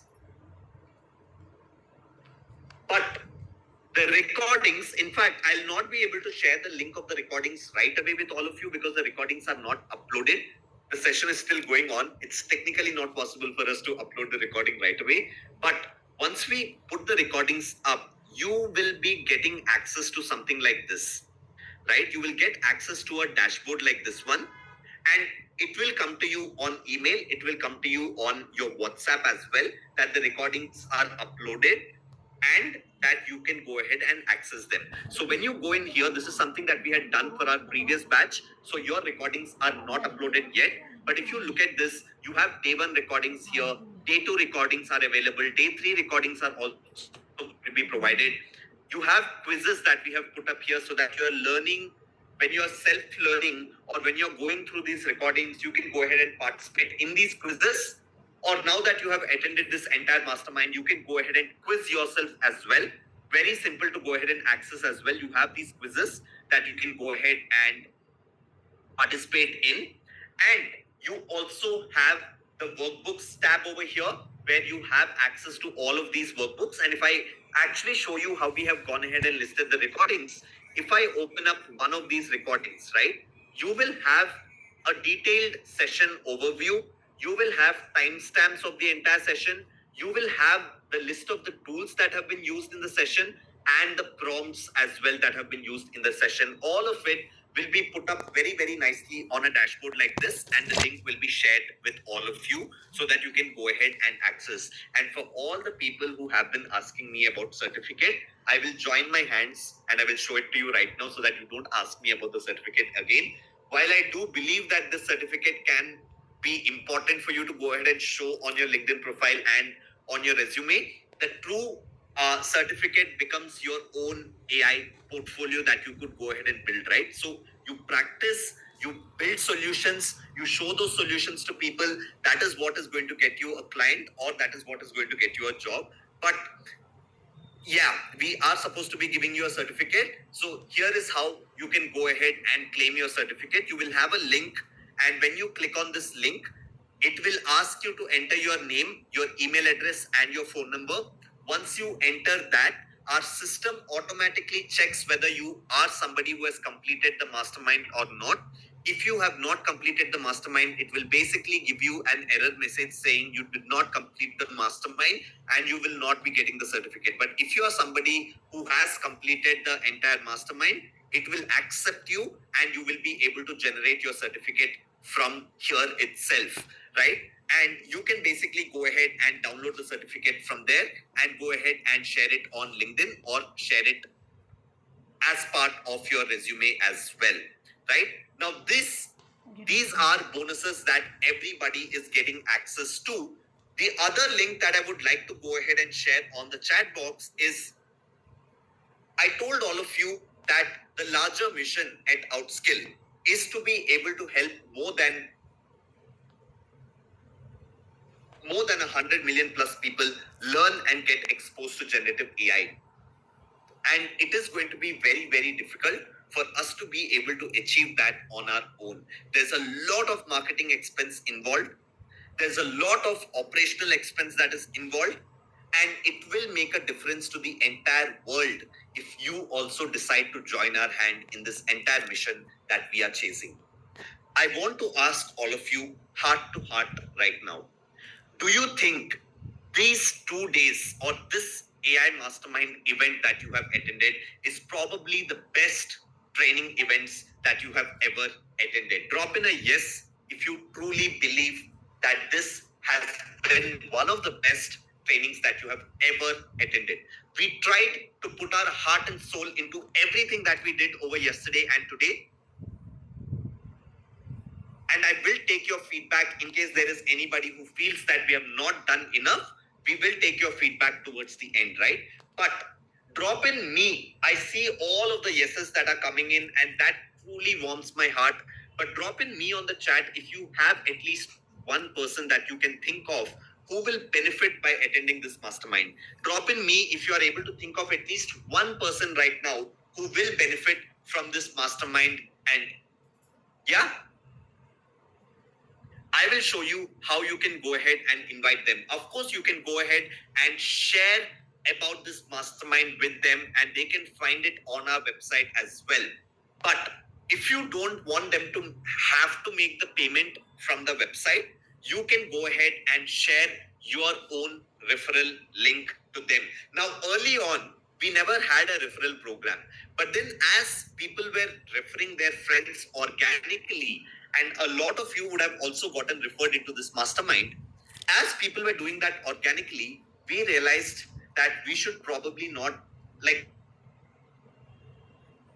we should be doing that very, very well and participating in this mission as well. Because at the end of the day, as an educational institute, what we stand for is the larger community growing, right? And that is the reason why we decided to go ahead and reward people for going ahead and talking about the AI mastermind as well. You can choose to do it, or you can choose to absolutely not do it. It's up to you, right?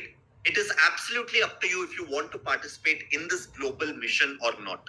And if you want to go ahead and donate or refer this mastermind to others, you can absolutely do that by signing up into this challenge.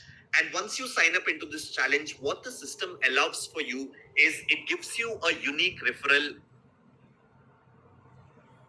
link. When you copy this particular link and let's say you share it with your friends, they will be able to see a page like this. And on this page, they will be able to go ahead and register directly into the mastermind, right? When they do that, you will get some points. And if you are on top of the leaderboard and you only have genuine points, you will also get some rewards from us, which we will be communicating, right, to all of you as you get them. It's basically going to come in the form of some tools that you will get access to in case you are in the top 100 participants of the leaderboard.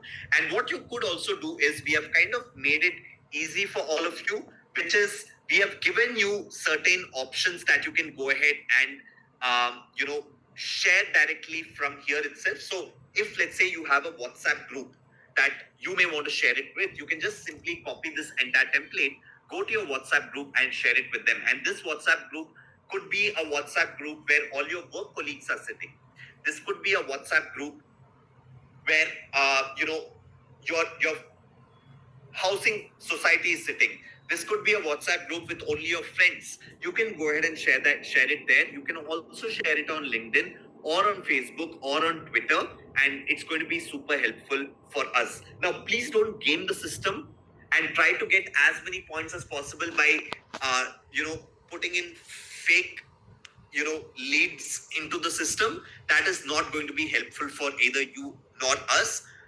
When we are giving out these bonuses as well to the people who are coming on top of the leaderboard, we do check why someone has higher points than everybody else, right? So we have all of those checks and practices available, but we want you to do this with a genuine heart, with the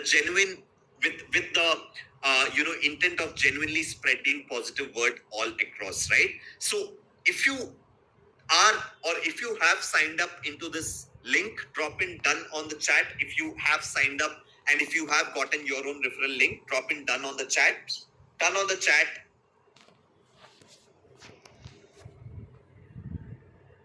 Perfect. Already referred 2 people. Wonderful. Thank you so much. All right. Now, reshare the link, okay? I'll share the link once again. Give me a second. Yeah, there you go. This is where you can sign up, and once you sign up, you can go ahead and share that with as many people as you may want to. Now, we already spoke about the certificate, and like I said, I'll not spend too much time on this. I have a lot of other things to cover as well. But each one of you, congratulations for earning your certificate as well. Now, I told you all that bonus 6 is not going to be for everybody. Now, there are 2 reasons why we had to add bonus 6 and we never had bonus 6 before. It is primarily because after we spoke about the AI